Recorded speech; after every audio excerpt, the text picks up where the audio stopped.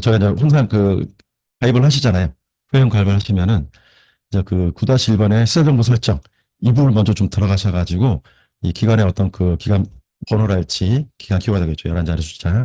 그다음에 센터명, 그다음에 뭐 또 이런 정보들이 정확한지를 한번 확인해 보시라고 안내 드립니다. 그리고 사업자 번호랄지.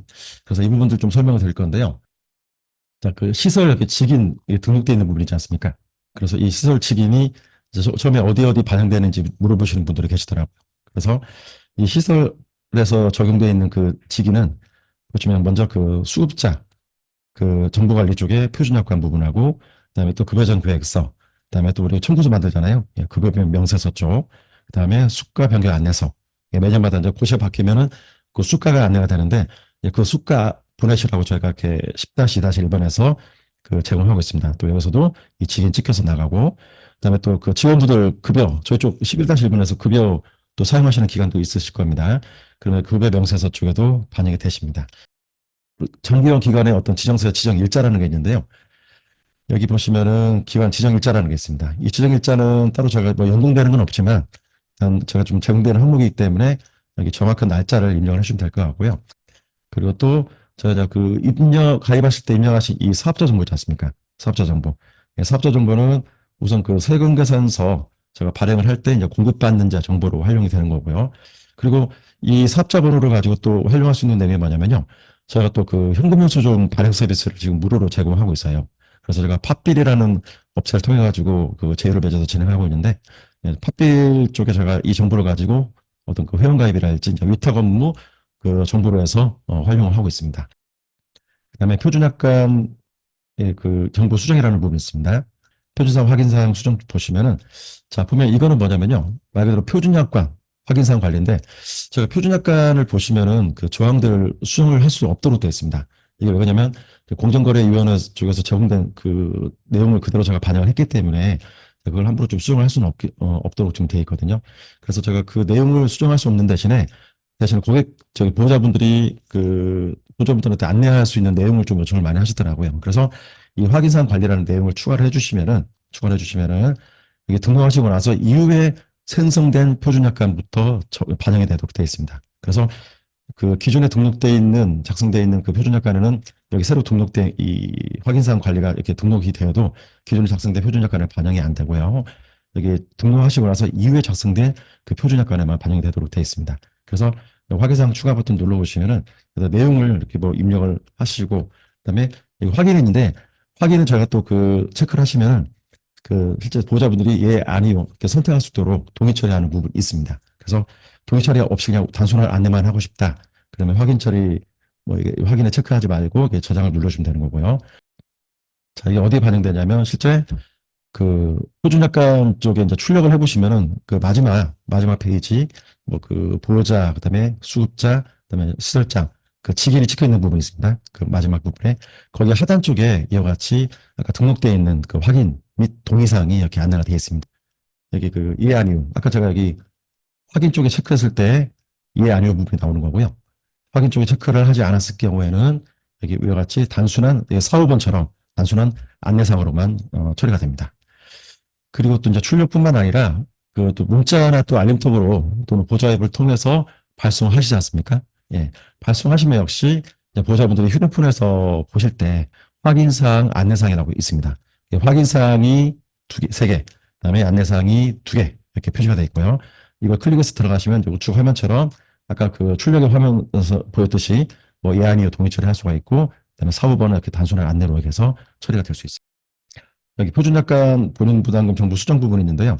이거는 보시면은 이제 기본적으로 청구서에 반영되는 은행 정보를 이렇게 반영하는 겁니다.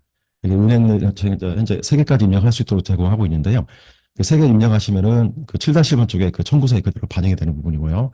또 뭐 알림톡이나 문자 보내시면은 여기 입력된 계좌가 다 그대로 표시가 됩니다. 예. 그렇게 해서 이제 입금하실 수 있도록 해주시면 되겠고, 그다음에 청구서 생성 기준은 뭐냐면 청구내 상세가 있고, 그다음에 일정 계약이 있습니다. 또 이게 보시면은 이렇게 물음표를 클릭을 해보시면은, 자, 청구내 상세는 이제 공단에서 최종적으로 청구를 다 마치고 나서 공단에서 엑셀을 또 다운받을 수 있습니다. 청구 내역 상세라는 엑셀을 받아가지고 저희 쪽 그 2-1번 쪽에 올려주시면은 그걸 가지고 예, 그 7-1번에서 청구서를 생성을 또 하실 수가 있는 거고요. 근데 우리는 그 청구는 생사가 아니라 그냥 일정 계획. 그러면 여기 2-1번에 보시면 이게 지금 일정이거든요. 일정. 이 일정 계획을 따라서 우리는 그 7-1번에서 청구서를 생성하겠다라고 하신다면은 여기 그 방금 보여드렸던 것처럼 예, 여기서 일정 계획으로만 선택해서 진행을 해주시면 되겠습니다. 그리고 저기 보면 그 납부일이랄지 청구서 발행 날짜가 있습니다. 이 날짜는 또 어디에 또 연동이 되시냐면요. 7-1번 쪽에 보시면요.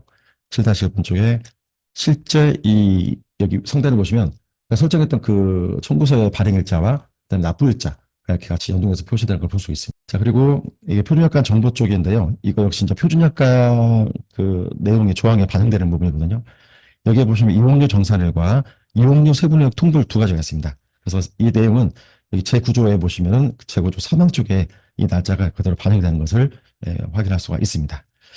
자, 그리고 보면 이제 기관 운영 시간이라는 게 또 있어요. 기관에서 뭐 주로 평일날 또는 뭐 토요일날 또는 뭐 일요일날 한다든지 그리고 비고란에다가 뭐 우리는 구정은 하지만 뭐 추석은 안 한다 또는 뭐 명절 때도 다 하신다라고 해서 추가 안내 이렇게 또 등록하실 수 있습니다. 그래서 등록을 해주시면은 여기 보시면은 그 표준약관 사주 사망에 이 내용이 그대로 반영이 됩니다. 그래서 사주 사망의 내용이 반영이 되기 때문에 그 실제 여기 기관에서 안내 표준약관 쪽에 반영하실 어떤 그 기관의 운영 시간이랄지 뭐 비구 내용 등록하셔가지고 예, 그 표준약관 반영하실 수 있도록 해주시면 되겠습니다. 자, 여기 보시면은 식사 제공 설정 수정이라고 있습니다. 자, 이거는 기관에서 수급자 어르신들께 제공되는 그 식사 시간을 설정하는 기능이거든요. 그래서 우리는 평일에 뭐 점심 저녁만 하고 뭐 토요일 일요일 안 하겠다라고 하신다면은 이와 같이 체크를 없애주시면 되는데 기간에 맞게끔 설정하시고 그다음에 실제 기관에서 제공되는 그 시간 식사 시간을 입력하셔가지고 예, 반영을 해주시면 됩니다. 그래서 이 반영을 해주시면은 아마 아시겠지만 어차피 그 식사는 그리고 여기 1번인데요. 실제 그 주약은 3-1번 쪽 요양급여 제공 쪽에서 식사 도움의 그 식사 시간으로 표시가 됩니다. 그리고 또 이 시간이 연동되는 게 또 뭐냐면 그 4-1번 쪽에 간호 제공 보시면은 그 투약 기록 쪽에서 식전과 식후에 이와 같이 식전은 마이너스 30분, 또 식후는 플러스 30분 이렇게 해서 투약 시간으로 표시가 되는 것을 보실 수가 있습니다. 이제 우측에 보시면은 또 직원 프로그램 권한 정보라는 게 있습니다. 직원 프로그램 권한 정보.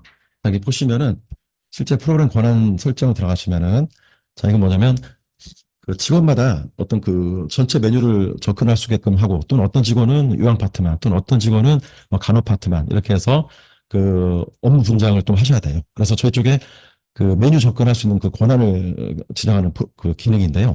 이거는 뭐냐면 실제적으로 제가 처음에 가입을 하시면은 왼쪽 프로그램 권한 목록에 이름이 각 직종별로 제공하고 있습니다. 그래서 직종별로 제공하는 이유는 뭐냐면 좀 이해를 좀 쉽게끔 하기 위해서 그래서 어떤 직종은 어떤 메뉴만 접근하시면 되겠습니다. 그래서 뭐 사회복지사는 뭐 가령 뭐 수급자 관리, 뭐 이동서비스 관리 좀 많은 업무를 좀 하시겠죠. 그다음에 요양보호사는 뭐 여기 3번의 요양급여 제공이랄지 그냥 그렇게 해서 별도로 따로따로 이제 그 메뉴 접근할 수 있도록 제가 기본적인 그 권한 설정을 해뒀습니다. 그러나 기관에서 또 필요하시면 좀 더 메뉴를 더 확대하거나 또 축소하거나 그렇게 하실 수 있지 않겠습니까? 그래서 제가 왼쪽에 있는 이 프로그램 권한을 한 어떤 그룹명으로 해서 그룹화시켜가지고 묶어놔가지고 이 명칭을 해당 직원한테 프로그램 권한을 적용하셔가지고 그 메뉴만 접근할 수 있도록 그 기능을 제공하고 있습니다. 그래서 만약에 혹시라도 그 권한명을 더 추가하고 싶다. 그러면은 프로그램 권한 신규 등록 버튼 누르셔가지고요.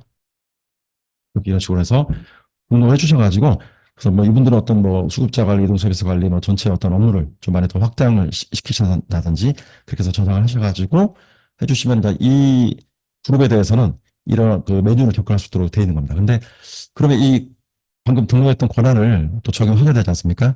그러면 8-1번에서 그 해당되는 그 직원분한테 여기 프로그램 권한 들어가셔가지고 변경 눌러서 방금 등록했던 요양보호사 팀장이라는 부분을 적용해서 저장 눌러주시면 이분은 방금 여기 선택했던 이런 메뉴들만 접근하실 수가 있는 거예요. 그래서 아마 팀장급이시니까 좀 더 많은 권한을 아마 주신다면 이와 같이 따로 권한명을 등록하셔가지고 적용을 해주시면 되겠습니다. 예. 그럼 뭐 실장님이랄지 뭐 대표자님은 뭐 당연히 뭐 전체 메뉴 권한을 가지고 계시면 될 것 같고요. 위에 쭉 보시면 또 이게 처리 권한이라고 있습니다. 처리 권한. 자, 처리 권한은 뭐냐면요. 이것도 역시 각각의 프로그램 권한별로 다 설정하실 수 있는데 모두 다 이 권한을 다 설정해 주는 게 아니라 말 그대로 실제 전체 어떤 관리를 할 수 있는 어떤 그런 담당자분만 지정을 해주시면 될 것 같습니다. 그래서 실제 뭐 수급자 삭제 권한을 가진다든지 또는 직원 삭제 권한, 그다음에 근무관리. 근무관리는 뭐냐면요. 그 여기 그 선생님들께서 일찍 출근하셨지만 늦게 뭐 출근을 찍는다거나 아니면은 뭐 또는 퇴근을 잘못 찍으셔가지고 제 시간에 좀 못 찍는 경우가 있을 수가 있습니다. 그렇죠? 그러면 이때 그 담당자분께 요청하셔가지고 이 수정 권한 있는 분께 요청하셔가지고 실제 여기 시간을 클리어하셔가지고 여기서 시간을 직접 이렇게 수정하실 수 있도록 하고 있습니다. 자, 이 메뉴 권한은 뭐냐면요. 9-1번에 지금 현재 보이는 이 화면에 그 권한 수정을 할 수 있는지 없는지 그에 대한 권한을 설정하는 부분이고요. 그다음에 요양 일정은 이거는 저기 8-3번, 8-3번에 보시면은 8-3번에 여기 기관 일정이라고 있습니다. 기관 일정. 기관 일정을 그 권한을 가지고 있는지 없는지 그에 대한 설정이 되는 겁니다. 그래서 뭐 다른 그 직원분들은 8-3번에 권한을 주시면은 본인의 어떤 개인 일정만 등록을 할 수도 돼 있거든요. 여기 요양 일정 관리를 체크를 해주시면은 이와 같이 여기 요양원 기관 일정을 등록하실 수 있도록 권한이 주어집니다. 그리고 여기 홈페이지 관리는 저희 쪽에서 홈페이지 서비스를 이용을 하시잖아요. 그러면 홈페이지 그 관리 페이지로 접근할 수 있는 그 권한이 생기는 겁니다. 그런. 자, 그리고 이제 재무회계 쪽은 이제 저희 쪽에 그 수집판이라고 해서 그 기능을 제공하고 있는데 이제 그 기능 사용하실 때만 그 권한이 좀 적용이 되는 거고요. 그다음에 출력 및 다운로드 권한이 있습니다. 출력 및 다운로드. 자, 출력 및 다운로드 권한은 뭐냐면요. 실제 그 전 직원이 그 어떤 수급자 어르신의 정보 또는 뭐 직원들의 정보를 뭐 출력이랄지 또는 그 다운로드 해가지고 어떤 보관하실 이유는 없을 것 같아요. 그래서 실제 이것도 하나 어떤 개인정보 보호 차원에서 제공되는 기능인데요. 실제 이 권한이 있는 분만 출력을 할 수 있도록 또 권한이 있는 분만 파일로 다운받아서 그 자료를 가지고 있을 수 있도록 이 권한을 좀 부여를 하고 있고요. 그래서 만약에 다른 뭐 간호사 그 요양보살할지 다른 어떤 그 직종에 대해서는 굳이 이 출력 및 다운로드 권한이 필요 없다. 그러면 여기를 체크를 안 해주시면 됩니다. 만약에 체크를 하시면은 이제 그분들도 출력이 될 수 있기 때문에 개인정보 보호 차원에서 정확히 해주시면 되겠습니다. 그리고 이제 급여조금 마감 설정 기능인데요. 자, 오른쪽 하단에 보시면 이제 급여조금 마감일이라고 있습니다. 이건 뭐냐면 그 실제 그 저쪽에서 제공되는 그 기초평가랄지 또는 급여제공 계획서, 그다음에 이동 서비스 관리, 뭐 요양, 간호, 물리, 프로그램 급여 제공까지가 있는데요. 이 부분들에 대해서 그 혹시라도 이제 그 정보를 수정을 하려고 하는데 뭐 삭제 버튼을 잘못 눌렀다든지 아니면 이미 마감 처리가 됐기 때문에 더 이상 수정을 하면 안 된다든지 이런 부분이 있을 겁니다. 그렇죠? 그래서 여기 보시면은 각 그 원하시는 어떤 그 마감 날짜를 각 항목별로 이렇게 또 선택을 할 수도 있는데요. 아니면 우린 전체 다 뭐 지정을 하고 싶다. 그러면은 뭐 일단 전 날짜에 대해서 저장을 눌러주시면 이와 같이 이 해당되는 모든 문서들은 다 뭐 등록, 수정, 삭제가 안 되도록 다 차단해 냅니다. 자, 그리고 이렇게 해서 좀 차단했을 때 어떻게 메시지가 나오냐면요. 먼저 3-1번 잠깐 볼게요. 자, 3-1번 보면 아까 제가 4월 24일까지 마감 처리를 해놨거든요. 자, 그러면 이 상태에서 이렇게 기록 마감이라고 이렇게 표시가 됩니다. 기록 마감. 또 다른 메뉴도 마찬가지로 만약에 제가 뭐 4월 3일 거를 수정한다. 그러면 여기 보면 4월 24일자로 마감이 되어 있기 때문에 수정할 수 없다라고 나옵니다. 이런 식으로. 그리고 기초평가도 보시면요. 기초평가 쪽도 보시면은 제가 작성된 게 좀 몇 가지가 있는데요. 여기서도 우측 상단에 마감 처리에 대해 수정할 수 없습니다라고 이렇게 안 나옵니다. 그래서 이 상태에서는 이제 다른 직원분들이 왜 그런지 모르실 거 아닙니까? 그러면 이때는 해당 그 권한 있는 분께 이제 요청하셔가지고 이게 왜 그런지 물어보시면 이제 해당 담당자께서 이제 그 내용을 좀 설명해 주시면 될 것 같습니다. 예. 그래서 이렇게 또 마감 설정을 또 설정하실 수 있고, 그다음에 이제 모든 지금 누르시면은 마감 설정을 바로 또 이렇게 해제를 또 하실 수가 있습니다. 예. 이렇게 해서 이제 9-1번 쪽에 설명을 드렸고요. 다음으로 이제 9-1-1 기초 작업 및 기초 설정 부분 설명드리겠습니다. 자, 이쪽도 좀 꽤 기능이 많은데요. 저희 쪽에 처음 가입을 하시게 되면은 아까 9-1번하고 여기 9-1-1번 기능을 많이 좀 확인을 하셔야 됩니다. 그래서 9-1번 제가 설명드린 바와 같이 뭐 사업자의 기본 정보랄지 뭐 식사 지원 설정이랄지 또는 프로그램 권한, 그다음에 급여 적용 마감 설정 기능까지 좀 안내를 드렸고요. 그다음에 여기 9-1-1은 수급자 정보부터 시작해서 이제 종사자 정보까지 해가지고 일괄적으로 등록할 수 있는 그 기능입니다. 일괄적으로 등록할 수 있는 기능. 자, 여기서 보면 이제 수급자 정보 공단 연동 부분이 있는데요. 자, 이거 역시 그 여기 아래쪽에 보시면은 수급자 정보 공단 엑셀 받는 방법이라 나와 있습니다. 자, 여기 보시면은 실제 공단 그 롱텀 포털 사이트로 가셔가지고 자, 이런 그 절차대로 해서 공단에 로그인하셔가지고 제가 이게 공단의 그 화면 이미지거든요. 그래서 이 절차대로 해서 접속하셔가지고 엑셀로 받아서 그냥 저희 쪽에 올려주시면 되는 거고요. 그냥 올리신 다음에 그냥 수급자 정보 등록하셔가지고 여기에 등록되어 있는 그 어르신들에 대해서 뭐 케어그룹이랄지 또는 주 보좌명, 그다음에 보좌 휴대폰 이 정보를 한 화면에서 한꺼번에 이렇게 등록을 다 해주시면 돼요. 그래서 그리고 여기 보시면 이제 종사자 정보 역시 그냥 공단에서 또 다운로드 받으셔가지고 저희 쪽에 그 이 경로대로 다운로드 받으셔가지고 예, 저희 쪽에 또 올려주시면 되는 거고요. 역시 등록된 정보에 대해서 한꺼번에 종사자 정보 등록 버튼 눌러서 이렇게 뭐 아이디랄지 비밀번호 한꺼번에 그 권한까지 지정을 다 해주시면 되겠습니다. 예. 자, 그리고 우측에 보시면 이제 서비스 환경 설정 부분인데요.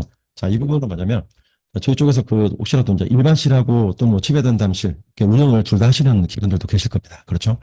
자, 그러면 기관 전담실 운영 버튼, 변경 버튼 누르시면은 현재 운영하지 않으면 되는데 제가 차이점 잠깐 보여드릴게요. 차이점을. 아니, 운영하지 않을 경우는 자, 1-1번에 보면 이쪽에 지배전담실을 설정할 수 있는 기능이 없습니다. 근데 만약에 운영하겠다. 라고 해서 제가 최대 30까지 제가 제공하고 있는데 아마 일실당 20명씩 그 아마 그, 그 적용이 되는 걸로 알고 있습니다. 공단에서. 그래서 일단 제가 30실 이후 좀 초과해서 운영하는 기간이 없으셔가지고 현재는 제가 30까지 운영하고 제공하고 있고요. 이렇게 설정을 눌러주시면은 다시 한번 제가 누르면은 아까 안 보였던 이 치매 전단실이라는 어떤 그 항목이 나옵니다. 그래서 변경 버튼 눌러가지고 신규등 눌러서 이게 언제부터 사용이 되는지 날짜까지 선택하셔가지고 적용을 해주시면 되는 거고요. 그러면 이 날짜부터 시작해가지고 치매 전담실 그 수가로 해가지고 비용이 반영되게끔 되어 있습니다. 그래서 이 9-2번에 보시면은 이 치매 전담실에 대한 그 급여 수가 비용이 나옵니다. 그래서 1등급 빠져 있고 이제 2등급부터 이제 인지지도 등급까지 그 수가가 나와 있고요. 그래서 이 내용은 저기 그 고시 선정고시 나와 있는 그 수가 그대로이기 때문에 이 부분을 따로 신경 쓰실 필요 없고 이건 제가 매년마다 자동으로 다 반영을 해드리고 있습니다. 자, 그리고 또 다른 옵션 잠깐 보여드릴게요. 이것도 단기보 시범사업 운영 여부인데요. 자, 공단에서 보면은 지금 시범사업으로 진행되는 것 중에 뭐 단기보 가족 휴가제라는 어떤 그 운영 부분이 있습니다. 그래서 이 부분을 보니까 좀 꽤 많이 사용을 하시더라고요. 그래서 이 단기보 시범사업 운영 여부에 또 체크를 해놓으시면 어떻게 되냐면 저희 쪽에 2-1번 또 이 관련해서도 지난번에 제가 3월 26일경에 패치를 해가지고 이 기능을 좀 다 안내를 하고 있거든요. 예, 아마 3월 26일 전에 나왔을 건데요. 자, 하단에 보시면은 단기보 가중휴가 일정 동의라고 문제 나옵니다. 이 버튼 누르셔가지고 그 어떤 최대 단기보가 그 월 9일로 지금 돼 있는데 그리고 가족휴가 같은 경우는 고시에 그 1일 그 최대 9일까지 이번 9일까지 되어 있습니다. 그래서 저희는 또 정책이 어떻게 됐을지 모르기 때문에 일단은 그 기한을 제가 좀 무제한으로 이렇게 해놨거든요. 그래서 한 달 내에 원하시는 날짜를 가지고 선택할 수 있도록 해놨고요. 그래서 일단 이거는 실제 그 기관에서 또 공단의 어떤 그 지침에 따라서 그 기간을 설정하셔가지고 일정을 등록을 해주시면 되겠습니다. 자, 이번에 대해서 단기보 가족일과 등록을 하실 때 이와 같이 시작 시간하고 종료 시간까지 해서 적용하셔가지고 적용을 하실 수가 있습니다. 네, 이런 식으로 해서. 그럼 이제 실제 그 단기보에 대해서 그 뭐 가족휴가인지 또는 중간에 또 이렇게 단기보 또는 가족휴가로 바뀔 수도 있잖아요. 이렇게 해서 또 선택해서 변경도 가능하십니다. 예. 이렇게 해서 진행을 해주시면 되겠고요. 그다음에 이제 요양급여 부분인데요. 자, 이건 뭐냐면 실제 그 모든 그 요양급여가 또는 뭐 간호급여랄지 이런 부분들 수급자의 어떤 그 급여적 계획서에 따라서 진행을 하고 있습니다. 그렇죠. 근데 여기 보면은 그 횟수 사용 부분이 있는데 이건 뭐냐면은 그 실제 그 급여적 기록지 쪽에는 보면 이런 횟수는 표시가 안 되고 있어요. 근데 단순히 기관 내부에서 어떤 관리하고 싶다 하신다면 이와 같이 그 급여적 계획서에 따른 그 어떤 횟수를 표시를 하도록 제가 좀 제공하고 있습니다. 그래서 여기에서 그 제공 횟수 쪽에 그 표시 여부에 체크를 해 놓으시고 그다음에 3-1번 쪽 한번 가보겠습니다. 3-1번 가시면은 이와 같이 횟수 이렇게 입력되는 부분이 표시가 됩니다. 그래서 제가 하나 작성 한번 해볼게요. 이렇게 해서 실제 여기 나와 있는 여기 보면은 그 항목 뒤에 가로치고 횟수가 나오잖아요. 이거는 수급자 어르신에 대한 그 급여정계획서의 그 하루 단위의 그 횟수를 표시가 됩니다. 그래서 제가 그 필요시랄지 주나 월로 돼 있을 경우는 하루 몇 회를 적용해야 될지 모르기 때문에 뭐 필요시나 주 같은 경우는 아까처럼 이렇게 표시가 안 돼 있고요. 이것처럼. 이거는 오로지 자, 하루 단위에 대한 일 단위. 일단에 대한 횟수만 표시를 하고 있습니다. 자, 그래서 이거는 그거 제공할 때 참고성으로 해서 제가 제공하는 것 뿐이고요. 그래서 실제 이 세면 도움을 제공했다 그러면 체크만 하셔가지고 저장하시면은 주간기록지 출력을 해보시면은요. 실제 이 부분은 횟수는 표시 안 되고 단지 이 급여에 대해서 제공했는지 안 했는지 그 부분만 표시가 됩니다. 그 다음에 기능의 분류 훈련 특이사항이라고 있습니다. 자, 이건 뭐냐면요. 자, 보면 제가 이제 프로그램 일지를 쓸 때 특이사항 쓰는 부분이 있고, 그 다음에 또 물리치료, 또 이게 아마 주요관은 대부분 물리치료를 많이 안 하실 것 같은데, 그래도 혹시라도 물리치료에 대한 특이사항을 작성하신다. 그러면 그 작성된 내용 그대로 기능의 일부 훈련 쪽에 그 특이사항 쪽으로 그냥 바로 자동으로 저장할 것인지 아니면 자동 불러오기만 할 것인지 그런 내용으로 옵션이 있습니다. 그래서 이 내용 잠깐 보여드리면요. 먼저 제가 지금 현재는 지금 자동 블록으로 상태로 되어 있습니다. 자, 이거를 보면은, 자, 보시면은, 먼저 자동 저장하기로 하셨다면은, 실제 기능 5-1번 프로그램 보시면 두 번째 탭에 기능의 부 훈련이라는 그 두 번째 탭이 있습니다. 거기에 저장 완료라고 이렇게 표시가 되고요. 그 다음에 자동 블록으로 체크했을 때는 이와 같이 저장 완료가 아니고 우측에 보시면은 그 저장 전후로 해서 표시가 됩니다. 그래서 실제 저장 완료라고 되어 있으면은 이것도 급여 제공 기록 제공할 때 아니면은 뭐 보호자 통해서 또 보실 수도 있잖아요. 보호자분들이 보호자 통해 가지고 그래서 사전에 먼저 좀 저장 완료라기보다는 저장 전후로 해가지고 먼저 나중에 또 담당자분께서 뭐 좀 수정을 하실 수 있도록 한다든지 그렇게 해서 옵션을 또 사용할 수 있는 거고요. 근데 우리는 뭐 그런 거 관계없이 그냥 무조건 다 저장하겠다. 그러면 저장 완료를 하셔도 관계없습니다. 아무튼 그 이제 옵션이기 때문에 이제 기간에 맞게끔 사용을 하시면 되는 거고요. 그리고 저희가 하루에 여러 개 어떤 프로그램을 진행을 하실 경우에는 자동 저장하기 및 자동 불러기에 따라서 정렬 기준이 있는데 여기 5-1번을 보시면요. 방금 설명드린 부분인데 이게 기능에 보려는 두 번째 탭입니다. 여기 보시면 제가 샘플로 이렇게 두 날짜를 해놓은 거 있어요. 22, 뭐 23은 아까 제가 자동 저장 완료라는 자동 저장하기라는 옵션을 사용해서 이렇게 저장이 된 거고요. 그다음에 24하고 25는 현재 자동 저장하기가 아니라 자동 그냥 불러오기로만 되어 있기 때문에 불러오기로만 되어 있기 때문에 이와 같이 저장 전후로 표시가 된 걸 볼 수 있습니다. 이렇게 해서 실제 그 상단에 있는 이 프로그램 정렬 순서는 시간 순서입니다. 시간 순서. 자, 시간이 어떻게 되냐면 5-2번에 보시면은 이와 같이 하루에 여러 개 했을 경우에 이렇게 시간별로 이렇게 표시가 되잖아요. 시간별로. 그렇죠.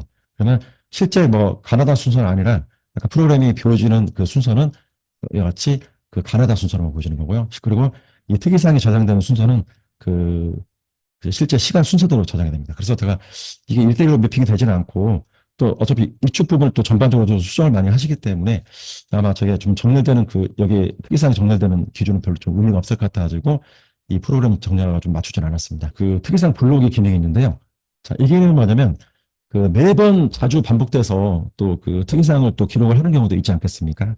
가령 뭐 특이사항이 없다든지 또는 특이사항을 뭐 일주일에 한 번씩 쓴다든지 또는 뭐 월에 한 번씩 쓴다든지 그러니까 동일한 내용을 거좀 쓰는 경우도 있을 겁니다. 근데 이 특이사항은 꼭 평가지표에서는 뭐 의무사항은 아닌데 혹시라도 어떤 조치 사유랄지 또는 뭐 급여적인 미사유랄지 그런 부분들은 좀 기록을 하시는 게 좋습니다. 그래야지만 나중에 이걸 왜 우리가 급여 적용 객선에 있는데 왜 제공을 못했는지 그에 대한 사유를 거기다 써놓으시면 나중에 평가받을 때 또 나중에 사유를 확인할 때 좀 편하거든요. 그래서 최대한 특이사항을 많이 좀 활용을 하셔야 되는 거고요. 예. 그렇게 해서 뭐 가령 특이사항이 없다라고 우리는 기라고 하시는데 이걸 또 매번 타이핑하기가 좀 힘들잖아요. 그래서 이런 내용을 입력하셔가지고 가령 우리는 이런 블록 기능을 사용하고 싶다. 그러면 체크를 해놓으셔가지고 저장을 해주시면 돼요. 저장하신 상태에서 자 3-1번 가볼게요. 가시면 여기에 아까 특이사항 쪽에 보시면 여기에 주황색 버튼이 나옵니다. 주황색 버튼을 클릭을 한번 해볼게요. 해보면은 자, 그래서 방금 여기 5가지는 아까 9-1-1번에서 설정되어 있는 기본적인 사항이고요. 그다음에 여기 나머지 두 개는 최근에 어르신에 대한 특이사항 작성했을 때 작성된 내용을 불러오는 겁니다. 그래서 최근된 내용이 이렇게 불러오는 거고요. 그리고 특이사항 없음을 선택을 했을 때 자동으로 입력됩니다. 만약에 우리는 쓰고 싶지 않다 그러면 우리는 뭐 그때그때마다 그때 특이사항을 따로따로 쓰고 싶다. 불러오기 싫다. 그러면 이 체크를 이렇게 없애셔가지고 다시 이렇게 눌러보시면은 이와 같이 블로그 기능이 없어집니다. 그래서 아마 어떤 기관은 아마 실제 특이사항 내용도 없는데 그냥 무조건 불러와서 쓰는 경우도 있나 봐요. 그래서 아마 이런 기능 적절하게 조절하셔가지고 이용을 하시면 되겠습니다. 예. 그다음에 특이사항 부분 설명드렸고요. 그다음에 케어 그룹 부분인데요. 자, 케어 그룹은 뭐냐면 실제 어르신들에 대한 케어를 할 수 있는 어떤 단위, 그러니까 뭐 수급자 등급이랄지 또는 또 수급자 어떤 어르신 어떤 상태랄지 이제 이런 부분들을 분류를 하셔가지고 이제 케어를 하기 위한 어떤 그런 기능이거든요. 그래서 단순히 이거는 그냥 이름만 정하는 기준이고요. 이름 정하셔가지고 정한 명칭을 여기 1-1번에 보시면 여기 케어 그룹 설정이라고 있어요. 여기 가셔가지고 아까 설정된 그 부분에 대해서 이 어르신은 뭐 A반 또는 뭐 B반 이렇게 해서 선택을 해주시면 될 것 같고요. 근데 여기에 보면 간혹가다 그 직원 이름을 쓰는 경우가 있더라고요. 직원 이름 쓰라고 여기다가 이 제가 기능을 제공한 건 아니거든요. 그래서 최대한 직원 이름 쓰지 마시고요. 최대한 뭐 이런 식으로 뭐 A반, B반, C반 또는 그 뭐 등급, 뭐 1등급, 2등급, 3등급 이런 식으로 좀 분류를 체계화를 좀 하실 수 있도록 제가 이렇게 그룹명을 제공하니까 그렇게 해서 좀 활용을 해주면 되겠습니다. 왜냐면 직원명 쓰시면 나중에 퇴소할 때 이 직원명을 또 어떻게 뭐 삭제하냐 막 그런 분야가 좀 오시는데 아무튼 직원명은 좀 입력하시는 걸 좀 지양을 좀 부탁드릴게요. 네. 자, 다음으로 직원 출퇴근 처리입니다. 자, 보면 자, 자체 뭐 직원 출퇴근 처리를 하시는 기관도 있으시겠지만 자, 저 같은 경우에는 그 직원 앱을 통해 가지고 출퇴근할 수 있도록 제가 제공하고 있어요. 그래서 실제 보시면 제가 앱을 잠깐 보여드릴게요. 보시면은 저쪽 앱을 통해서 만약에 출퇴근을 하신다 그러면 여기 왼쪽 하단에 출퇴근 관리랑 처리라고 메뉴가 있어요. 출퇴근 처리 메뉴 가셔서 제가 일단 이건 오늘 좀 찍어봤는데요. 일단 뭐 출근이랄지 퇴근을 찍으실 수 있고 만약에 이제 운전하실 경우에 또 이렇게 추가적으로 뭐 오전 뭐 출근 퇴근 그다음에 또 오후 출근 또 퇴근 이런 식으로 이렇게 해서 2번 이렇게 찍으실 수가 있어요. 또 이거는 모든 직원들마다 뭐 2회 이렇게 찍을 수 있도록 제가 적용을 하기 때문에 가령 이제 뭐 9시부터 18시까지 퇴근하신다 그러면 여기 위쪽에 한 분만 찍으시면 되겠죠. 자, 그리고 이 출퇴근 처리는 또 어디서 또 기능이 또 제공되냐면 여기 PC 보시면요. 우측 상단에 보시면은 또 여기 출퇴근 관리에서도 직접 PC로 접속하셔가지고 출퇴근을 또 찍으실 수가 있습니다. 그래서 본인의 어떤 출퇴근만 찍을 수 있는 거고요, 당연히. 자, 그리고 여기 그리고 저희가 그 출퇴근 찍으실 때 제가 잠깐 이거 하나 보여드릴게요. 자, 보시면은 NFC로 출퇴근으로 이제 출퇴근하는 부분을 제가 좀 설명드리고 있는데요. 저희가 제 객관적인 출퇴근 방법이 어떤 사무실 어떤 그 출입구랄지 또 안내데스크에 이 NFC 출퇴근판을 비치해가지고 이제 출퇴근 처리를 하시는 게 제일 객관적이다. 왜냐하면 하나 이 그 출퇴근 도구를 이용해가지고 갖다 되기 때문에 여기 이제 출퇴근 처리를 하시면은 여기 NFC라고 표시가 됩니다. NFC. 그리고 아까처럼 그 PC에 그 출퇴근 관리 들어가서 여기 출퇴근 관리 일로 들어가서 찍으실 때는 PC로 찍히는 거고요. 그리고 아까 그 핸드폰 통해서 바로 여기서 손가락으로 터치했을 때는 이와 같이 세 번째, 이와 같이 모바일로 이렇게 표시가 됩니다. 제가 왼쪽 하단에 보시면 이렇게 쇼핑몰이라고 있어요. 쇼핑몰이요. 쇼핑몰 왼쪽 하단에 있는데 클릭하시면 여기 그 NFC 출퇴근판을 제가 좀 판매를 하고 있습니다. 그래서 이 부분을 좀 최대한 좀 적극적으로 활용하시기를 좀 부탁드리고요. 자, 그리고 기타 기능 설정 부분이 좀 있는데요. 다시 9-1번 가셔서 자, 여기 보면 이제 그 기타 기능 설정 부분이 있습니다. 여기 보면 여러 가지 좀 기능이 좀 많이 있어요. 그래서 먼저 그 직원 작업 현황이라고 있습니다. 직업 작업 현황. 이건 뭐냐면 직원이 어떤 그 업무를 하셨는지, 어떤 수급자한테 뭐 요양을 하셨는지, 뭐 간호를 하셨는지, 몇 시에부터 하셨는지, 그런 부분들. 8-12번입니다. 8-12번. 여기에 보시면, 제가 일단 뭐 직원들 그 로그인 현황부터 시작해서 뭐 작업 현황, 이게 다 나와 있는데요. 작업 현황에 보시면은 여기 이제 기초평가부터 시작해서 쭉 나와 있습니다. 뭐 직원명 누가 하셨는지 또 밖에서 하셨는지 내부에서 하셨는지 이런 식으로 해서 뭐 수급자명이랄지 다 이렇게 조회가 되기 때문에 다 이렇게 확인을 하실 수가 있습니다. 예. 그리고 이제 출력 부분인데요. 이거는 저희 쪽에 그 가령 뭐 2-1번에 뭐 이동 일정 출력이랄지 일정 출력이랄지 또는 뭐 3-1번에 뭐 요양 급여 제공 기록실 출력이랄지 이런 부분들을 혹시 누가 출력하고 누가 다운받았는지 그런 어떤 그 확인하는 기능이 되는 거거든요. 출력하면 제가 그 테스트 하면서 제가 좀 만들어 놓은 내용인데요. 만약에 그 언제 어떤 직원이 그 아까 그 출력 버튼 있지 않습니까? 보시면 자 여기서 가령 여기에 출력 수급자 정보 출력 버튼 눌렀다. 이 버튼 눌렀다는 자체가 이제 출력인데요. 눌러서 여기서 그 이 인쇄랄지 또는 여기 아래 한글 또는 엑셀 이런 그 파일을 다운받았다든지 그러면 방금 보여드렸다시피 이 8-12번 쪽에 12번에 출력량 쪽에 이렇게 표시가 됩니다.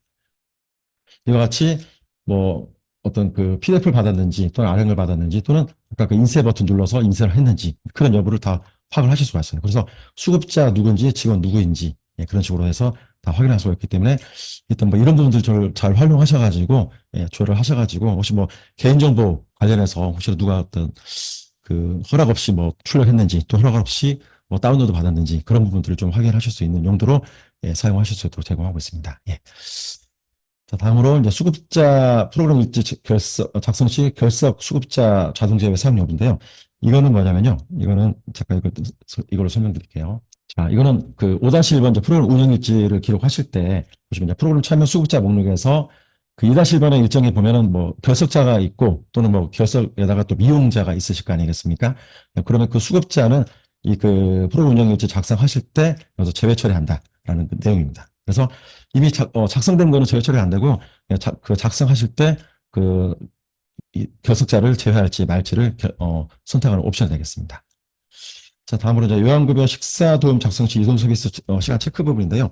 이거는 실제 그 식사를 제공하실 때, 식사 제공하실 때 그러니까 이동 서비스 실제 탑승 시간하고 좀 비교할 수 있도록 하는 기능인데 뭐냐면 실제 이분이 만약 그 식사를 안 하시고 11시에 그냥 9시에 오셨다가 11시에 가셨어요. 근데 이 기능 사용 안 하시면은 혹시 모르고 이제 그 뭐냐 3-1번에서 식사 기록을 하실 수 있지 않겠습니까? 그래서 식사 기록을 하셔서 나중에 또 청구를 했어요.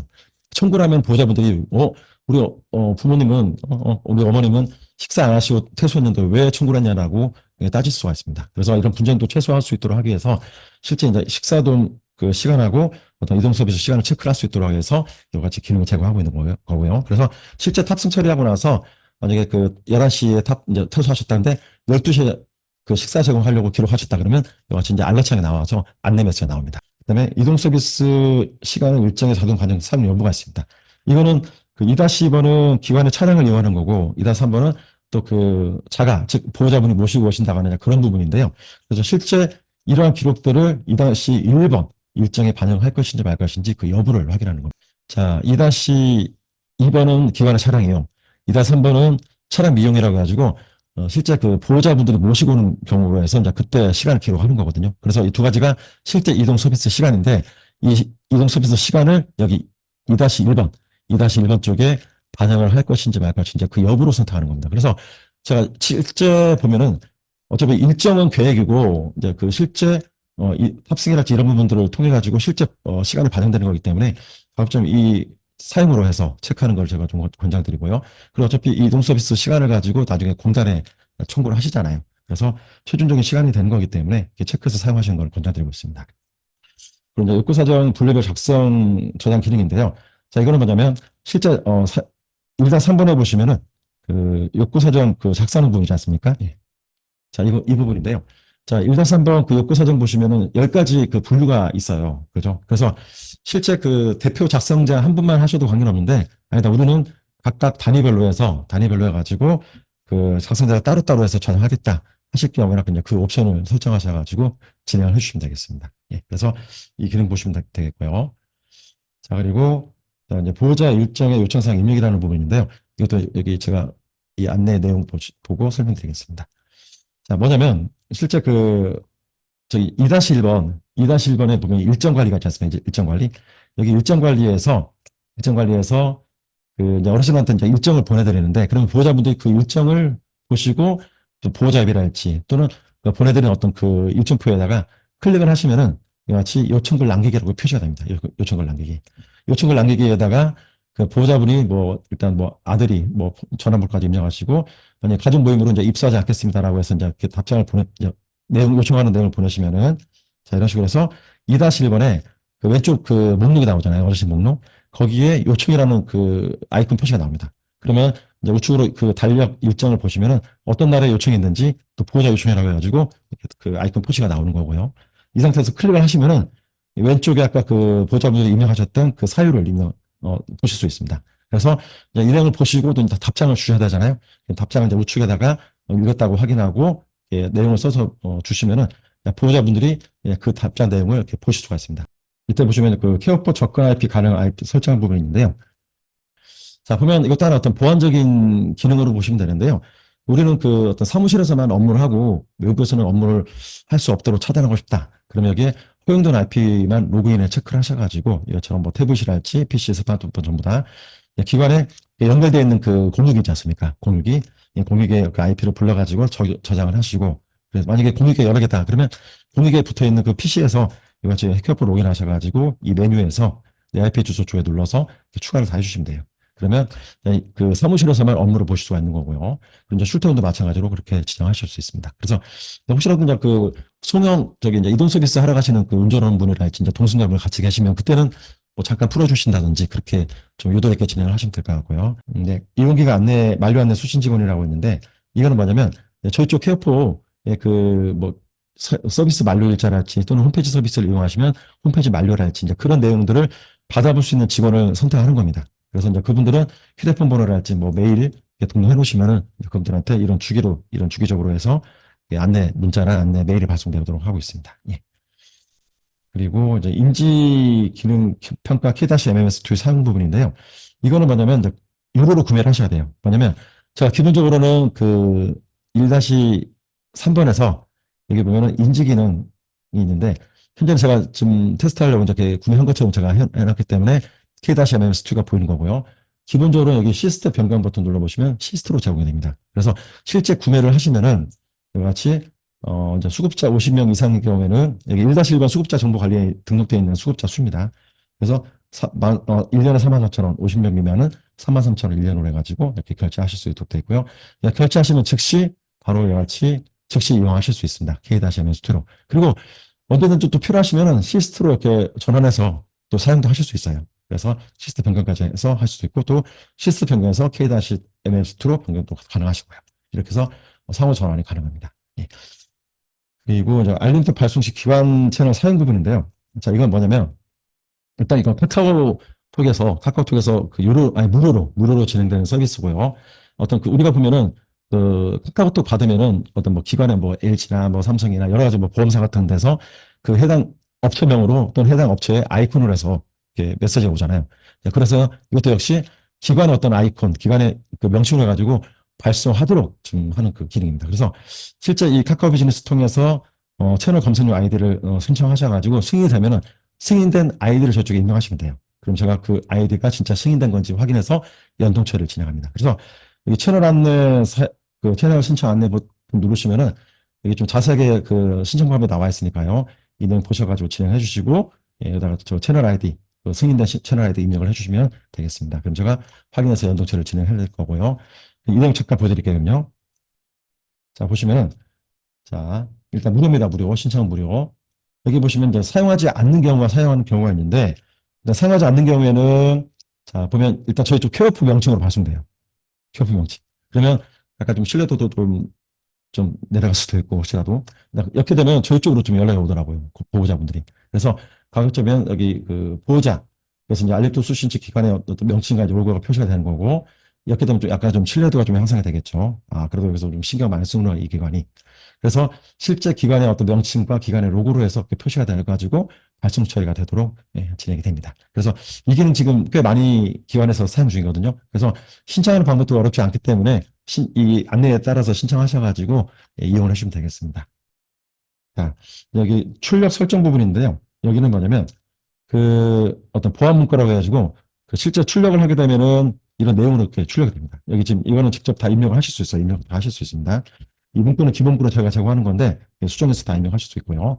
그다음에 하단에 이제 출력 일시, 그다음에 출력자가 누군지 이렇게 표시가 됩니다. 그래서 출력자는 지금 이 프로그램을 로그인하신 분이 출력 버튼 눌렀을 때 이제 그분 이름이 나오는 거고요. 그다음에 일시도 같이 나옵니다. 그래서 잠깐 제가 보여드릴게요. 출력하게 되면은 하단에 이런 식으로 예, 이와 같이 자, 문법 문서를 무단으로 복사, 변조, 재배부를 금하고 개인정보 불법 유출 시 법적 처벌받을 수 있습니다. 아까 그 제가 입력했던 그 내용 나오는 거고요. 그다음에 방금 그 현재 시간, 그다음에 지금 로그인하신 분의 어떤 그 이름으로 해서 출력자가 이렇게 표시가 되는 걸 볼 수가 있습니다. 그래서 이거는 그 언제 내가 출력했고 언제 그 당시 그 내용 어떤 건지를 좀 표시할 어떤 그 확인하기 위한 용도로 사용할 수 있는데 그래서 실제 그 출력 일시를 표시하게 되면은 그때 어떤 시점에 어떻게 기록됐는지를 좀 확인할 수 있는 그 용도로 활용하시기 좀 좋을 것 같습니다. 그래서 이것도 좀 많이 활용해 주시면 좋을 것 같고요. 자, 그리고 자, 문자 발신번호 그 설정 기능이 있습니다. 문자 발신번호 설정. 이거는 뭐냐면요. 저희 쪽에 그뭐 알림톡이랄지 또는 문자 발송 서비스, 뭐 급여정 계획서랄지 표준약관 또는 뭐 청구서 이런 문서도 발송하지 않습니까? 발송하시려면 저희 쪽에서 문자 발신번호 등록을 하셔야 돼요. 그래서 발신번호 등록 누르셔가지고 휴대폰 번호 같은 경우는 바로 휴대폰 번호 입력해서 인증 통해가지고 바로 하실 수 있고요. 예, 대표번호 같은 경우에는 여기 따로 그 대표번호 입력하시고 저희 쪽에 그 가입증명서, 이 가입증명서를 저희 쪽에 파일 첨부나 또는 팩스로 보내셔야 됩니다. 그래서 이거는 법적으로 이렇게 요구되는 사항이기 때문에 이 가입증명서를 대표번호를 할 경우는 보내주셔야 됩니다.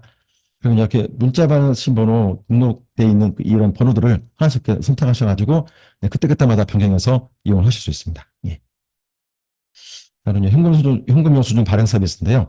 이 아까 제가 그 9-1번에서 그 사업자 정보 설명하면서 잠깐 설명드렸는데 그 9-1번에 등록되어 있는 사업자 정보를 가지고 현금영수증 발행 서비스를 무료로 가입 및 무료 발행 서비스를 진행하고 있습니다. 그래서 이렇게 사업자 정보를 이용해 가지고 팟빌 쪽으로 제가 회원 가입 정보, 그다음에 취급 위탁 업무에 동의하는지 여부를 동의 처리 받아 가지고 진행하고 있고요. 그래서 이렇게 진행하시면은 이제 7-2번 가셔가지고 여기 현금영수증 여기 이 부분 있잖아요. 여기에 체크를 하셔가지고 이게 신분 확인 번호 입력하시고 발행 서비스를 할 수 있습니다. 그럼 현재는 이 화면은 지금 동의 처리하지 않았기 때문에 지금 화면이 좀 다른데 실제 동의 처리가 돼 있으면 여기 신분 확인 번호 그다음에 발행 버튼이라고 바로 나옵니다. 그래서 발행하면은 실제 발행이 되고 그다음에 제가 매일 24시에 구세청으로 전송이 돼가지고 다음 날부터 보호자 또는 기관에서 구세청 홈택스통 조정케어 들어가셔가지고 조회를 하실 수가 있습니다.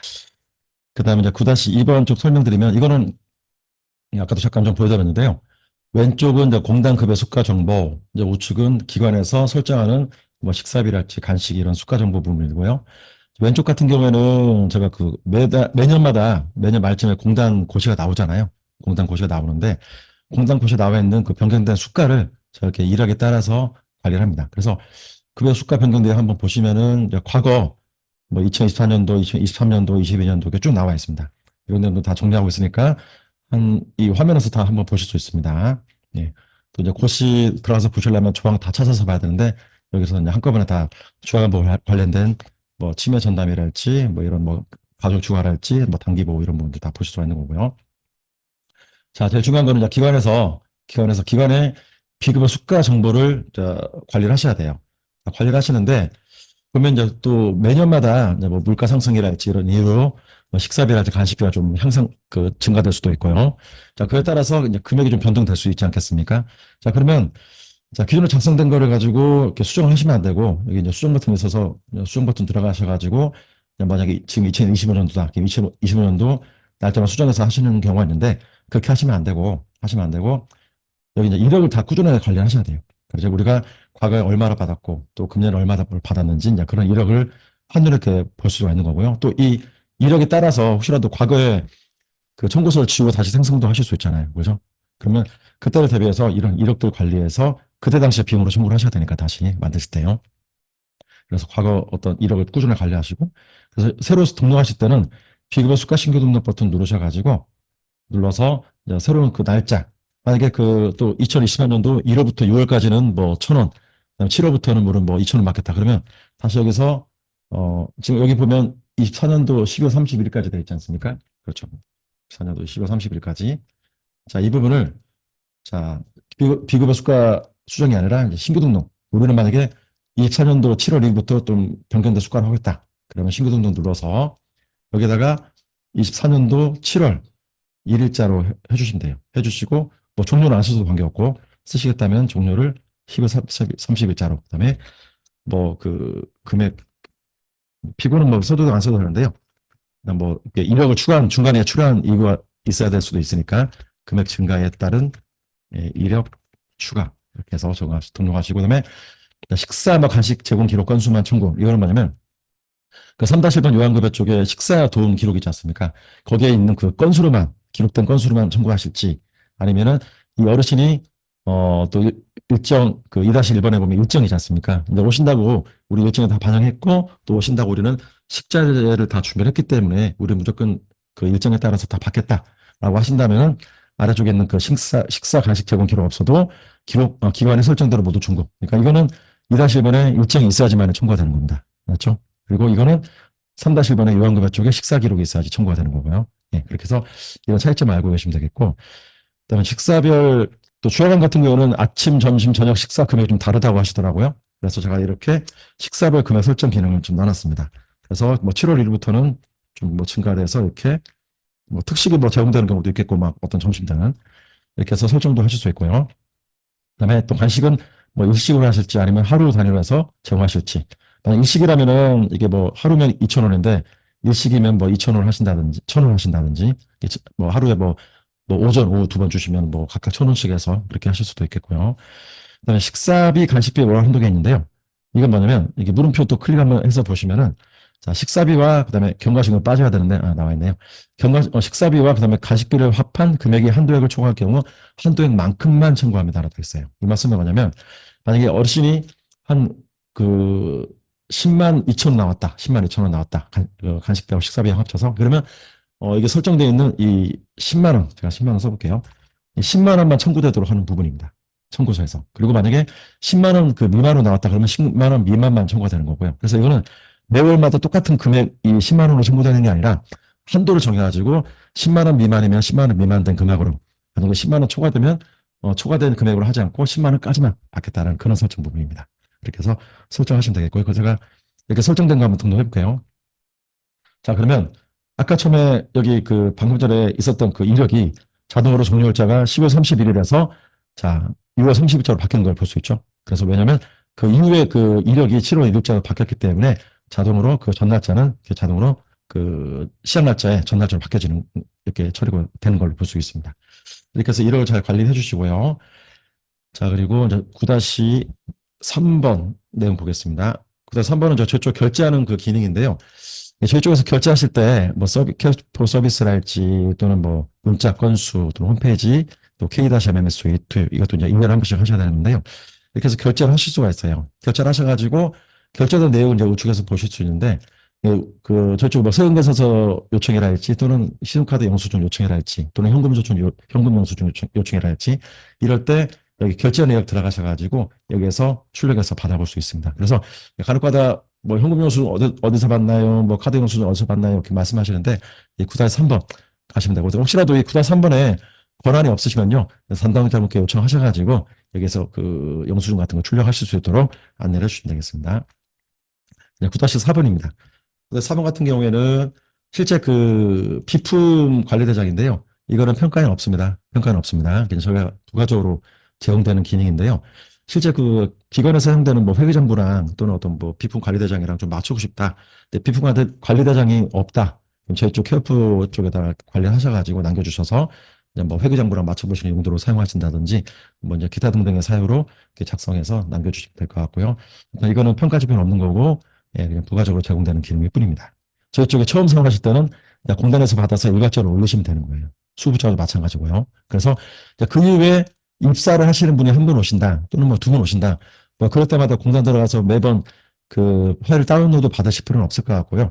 공단에서 이제 자료만 좀 참고해서 보시면 되고 저희 쪽에 신규 등록 버튼 누르셔가지고 여기서 뭐 직원명부터 시작해서 그다음에 그 생년월일 그다음에 입사일 그다음에 프로그램 권한이 이분이 만약에 직종이 뭐 가령 그 사회복지사님이다 그러면 권한 선택을 누르셔가지고 뭐 해당 사회복지사 권한을 이렇게 선택해서 주신다든지 그래서 이제 기관에서 선택되어 있는 그 어떤 이 프로그램 권한 명을 선택해서 적용해 주시면 됩니다. 그러면 이분도 역시 이제 그 해당 메뉴만 접근이 가능하겠죠.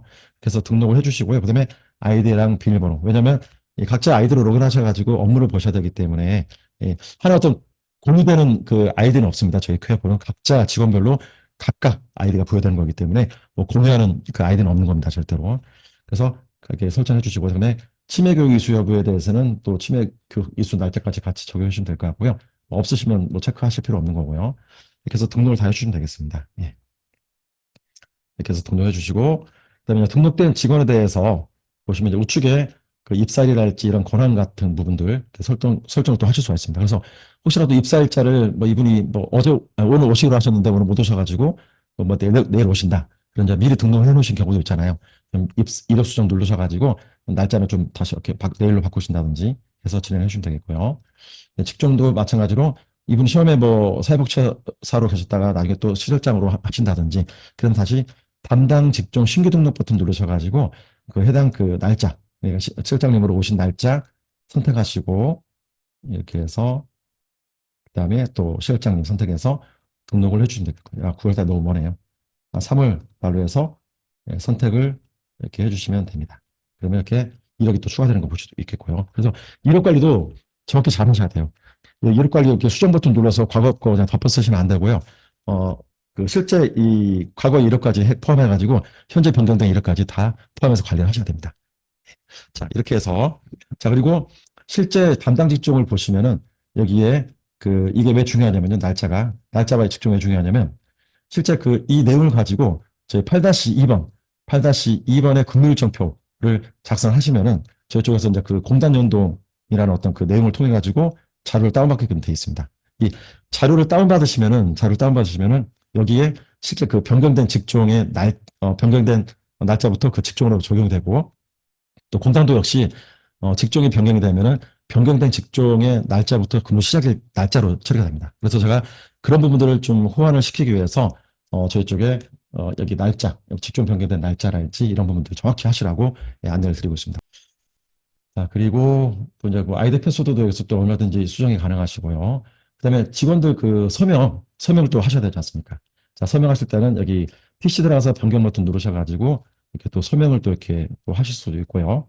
또는 PC 말고 직원분들이 오시면은 여기 핸드폰 통해서 서명도 직접 하실 수 있도록 하실 수 있습니다. 그래서 제가 한 분을 좀 보여드릴게요. 만약에 오늘 입사하신 분이 계시다. 그래서 그분이 그 휴대폰에다가 저희 케어포 앱을 설치하셨다. 하시면은 이제 들어가셔가지고 설명하세요. 라고 이제 안내를 하시면 되거든요. 자, 그러면 제가 여기 이제 이분이 로그인했다 치고요. 로그인하면은 이와 같이 전자서명을 등록하지 않으셨습니다. 전자서명을 등록하세요. 라고 안내가 나옵니다. 이 상태에서 확인 버튼 누르셔가지고 여기서 본인의 이름 쓰셔가지고 서명을 해주시고 이 전자서명의 등록 사항을 동의합니다. 라고 해서 저장을 해주시면 돼요. 이러면은 여기에 보면 다시 이렇게 또 서명이 반영된 거를 보실 수가 있습니다. 예. 일단은 제가 PC에서 했기 때문에 좀 이렇게 짧은 거고요. 실제 휴대폰에서 하면은 여기 꽉 차게 서명이 꽉 차게 적용이 되십니다. 그리고 저기 사진 찍는 것도 좀 설명드릴게요. 만약에 이제 증명사진 같은 거를 찍으시는 경우에는 말 그대로 뭐 PC에 저장되어 있는 또는 휴대폰에 저장되어 있는 증명사진을 선택하셔가지고 하시면 되는데 우리는 그냥 뭐 이렇게 화장 뒤에 벽에다 놓고 이제 선생님들 찍겠다라고 하신다면은 직원 관리 들어가셔가지고 여기 보시면은 기본 정보가 있어요. 여기서 상세 정보 쪽 여기 들어가시면은 여기에 카메라 모양 나오죠. 카메라 모양 누르셔가지고 바로 카메라 눌러서 찍으실 수가 있어요. 자, 여기 밑에 보시면은 근무 시간 부분이 있습니다. 근무 시간. 근무 시간은 뭐냐 어디에 또 활용되냐면 8-2번 근무 일정 등록하실 때 이분의 근무 유형을 몇 가지를 더 등록하실 수 있어요. 그래서 근무 시간 수정 눌러보시면 총 6가지를 등록하실 수 있도록 제가 제공하고 있습니다. 자, 그리고 연차 정보가 있는데요.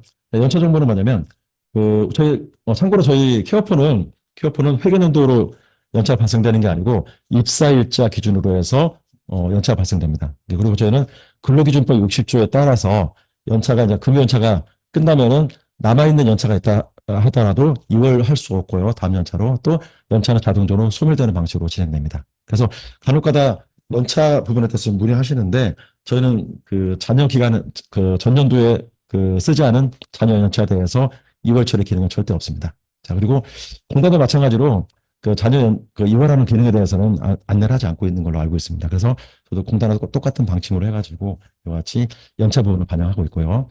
그래서 선연차라는 부분은 1년 미만의 어떤 근무자가 공단 고시 세부상 12조에 보면은 3일에 대해서만 최대 3일에 대해서만 실장하고 협의해가지고 동의해서 3일을 쓸 수 있다고 되어 있어요. 근데 1년 이상의 근무자는 선연차가 사용해서도 된다는 내용이 절대 고시랄지 고시 세부상에는 없습니다. 그래서 저희는 이걸 기능은 없고요. 그래서 이 연차 정보는 뭐냐면요. 저희 쪽에 혹시라도 뭐 수당 남아있는 연차에 대해서 뭐 수당을 지급하겠다. 그러면 자녀 연차는 없어져야 되잖아요. 그럼 여기 연차 차감 버튼 누르셔가지고 차감 버튼 누르셔서 현재 이분이 몇 년, 뭐 만약에 6년 차다. 6년 차에 남아있는 연차를 하루는 우리가 수당을 줬기 때문에 하루에 대해서 차감하겠다라고 해서 설정하실 수 있고요. 또는 만약에 전년도 근무 연차에 대해서 한 3일 남았다. 3일 남았으면 그에 대해서 우리 또 수당을 줬기 때문에 우리는 3일을 제하겠다, 빼겠다라고 해서 처리하실 수 있습니다. 자, 그리고 또 연차 차감 기능을 어떨 때 사용하시냐면 저희 케어포를 이전에 한참 전에 한 5년 전에 주약을 운영하셨어요. 그러면은 이미 연차를 뭐 1년차, 2년차, 3년차, 4년차 쓰실 분이 계실 거 아닙니까? 그분들 연차를 계속 이제 사용하셨을 거 아닙니까? 그러면 저희 쪽 케어포 오늘 만약 가입하셨어요. 오늘 가입하셔가지고 선생님들 뭐 입사일차부터 시작해서 쭉 등록하는데 갑자기 연차가 한 뭐 15일이 발생했어요. 이분이 원래 지금 연차가 썼기 때문에 한 10일만 남았는데 그러면 이때 역시 제가 다른 걸 해볼까요? 17일에서 이분이 그동안 저희 큐포 사용 전에 사용했던 연차 5일, 아니 5일 썼다. 5일을 등록하셔가지고 등록하시면은 잔여 연차가 12일로 남도록 설정하실 수 있습니다.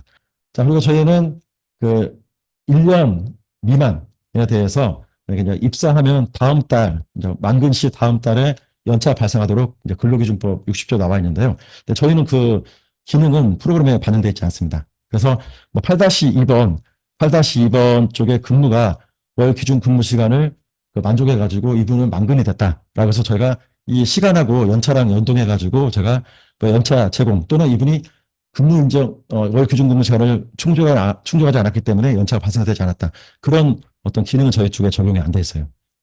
그래서 아무튼 이 그 연차 뭐 발생에 따라서 이분이 뭐 만근했는지 안 했는지 여부는 기관에서 판단하셔가지고 진행을 해주시고요. 만약에 이분이 월 기준 근무 시간을 충족하지 않았기 때문에 연차가 발생되면 안 된다. 그러면 여기 역시 연차 차감기를 통해 가지고 연차를 깎으시면 됩니다. 이런 식으로. 아무튼 제가 이거는 연차 발생 부분에 대해서 8-2번 근로청하고는 연동이 안 되기 때문에 그 점 참고를 해주시고요. 이것도 좀 많이 질문을 하셔서 이것도 잠깐 좀 더 설명드렸습니다. 예. 이제 근무일정표인데요. 방금 전에도 뭐 연차 설명드리면서 근무일정표 좀 설명드렸는데 여기 보시면은 근무일정표는 개별로 작성을 하거나 작성 버튼 있죠. 또는 하단에 보시면 근무일정 일괄 등록 버튼이 있어요. 그죠? 자, 근무일정 일괄 등록 버튼 누르셔가지고 먼저 이것만 좀 설명드릴게요. 근무일정 일괄 등록. 반복 근무는 제가 설명 안 드리겠습니다. 왜냐하면 반복 근무는 주로 저기 시설 그 의사원분들께서 이제 계속 24시간 교대 근무하기 때문에 그 기능인데 여기도 넣긴 넣어놨는데 실제 여기서 쓰지는 않기 때문에 이거 따로 설명 안 드리고요. 주별 근무만 제가 설명드릴게요. 자, 주별 근무는 뭐냐면요. 실제 대부분 다 뭐 주 5일 근무제 또는 뭐 주 6일도 될 수도 있겠지만 아마 반복적으로 뭐 9시에서 18시까지 이렇게 뭐 정상적인 출근, 퇴근 이렇게 진행하실 겁니다. 그렇죠. 그래서 실제 뭐 전체 그 직원들에 대해서 다 동일한 근무 형태다. 그러시면은 제가 지금 4월 달은 했기 때문에 제가 5월 달로 6월 달로 가서 좀 해볼게요. 자, 그리고 이거 테스트 혹시라도 하실 때 4월 달 걸로 하지 마시고요. 좀 먼 미래, 뭐 6월 달이나 7월 달 걸로 가서 해주시기 바랍니다. 왜냐면 4월 달로 이걸 해버리면은 지금 설정된 그 근무 일정이 다 덮어 써지니까요. 그거 주의해 주시고요. 어떤 좀 먼 미래로 해서 테스트 하시면 됩니다. 그래서 만약에 직종 중에서 뭐 실장님이라든지 관리 책임자, 사무국장님, 사회복지사님은 뭐 대부분 아마 출근해서 정시에 퇴근하실 거예요. 그래서 이분들은 여기 지금 설정되어 있는 이 뭐 주 5일 근무제를 선택해서 하겠다 그러면 저장을 눌러주면 이 5분들에 대해서만 이 월화수목금까지 해가지고 근무가 이렇게 등록된 걸 보실 수 있습니다. 그죠? 그리고 나머지 이분들 말고 나머지 뭐 간호사님, 간호조무사님, 물리사님에 대해서 이런 식으로 해가지고 선택해 주시면 이분들은 뭐 가령 뭐 다른 요일을 하신다든지 예를 들어서 설명드리는 겁니다. 그러니까 뭐 주 6일을 하신다든지 또는 다른 요일 뭐 일월은 쉬고 뭐 화수목금을 하신다든지 해서 이렇게 따로 선택하셔가지고 저장하실 수 있어요. 그러면 매번 동일한 근무 형태 분들을 아까처럼 개별로 작성해서 다 하실 필요 없이 일괄로 하시면 좀 더 이렇게 편하다는 거예요. 그걸 설명드리려고 이 기능, 제가 기능을 제공하고 있는 거고요. 그래서 주별 근무 관리를 이렇게 클릭해서 보시면은 지금 제가 현재 3개를 등록해 놨는데요. 물론 이렇게 3개 등록된 거를 제가 수정 눌러서 이렇게 이런 식으로 해서 요일을 또 선택할 수 있고 시간도 선택할 수 있습니다. 그리고 또 등록 버튼 누르셔가지고 뭐 어떤 분들은 가령 뭐 월, 화, 수, 목, 금, 토, 뭐 토요일까지 근무를 하신다 그러면 뭐 중간에 뭐 일, 목은 쉰다. 그럼 이런 식으로 해서 근무 패턴을 또 등록을 또 하실 수 있을 거고요. 아무튼 여러 방식으로 해서 등록하실 수 있어요. 이렇게 해서 등록하시면은 근무명, 뭐 주, 이것도 5일, 뭐 목, 쉼 이런 식으로 이렇게 하시면은 이와 같이 등록되어 있는 근무 형태를 등록하실 수 있습니다. 그래서 역시 이 해당되는 근무 일정을 선택하셔가지고 한 번에 일괄적으로 등록을 하실 수가 있습니다. 이 기능 많이 사용하시면 좋은데 이 기능 별로 문의는 없는데 좀 제가 좀 많이 사용하시라고 강조를 하기 위해서 이 기능 설명드렸고요. 자, 그리고 제가 5월 달로 가서 하나만 한 분만 좀 해볼게요. 어떤 걸 해보냐면 제가 그 일반 근무와 그다음에 휴가, 그다음에 종사자 근무 상세신고 등록했을 때 어떻게 좀 구분이 되는지 보여드리겠습니다. 자, 먼저 자 일반 그 근무 시간을 등록했을 때 하늘색으로 표시가 되는 거고, 그다음에 연차나 반차 등록했을 때 이와 같이 표시가 됩니다.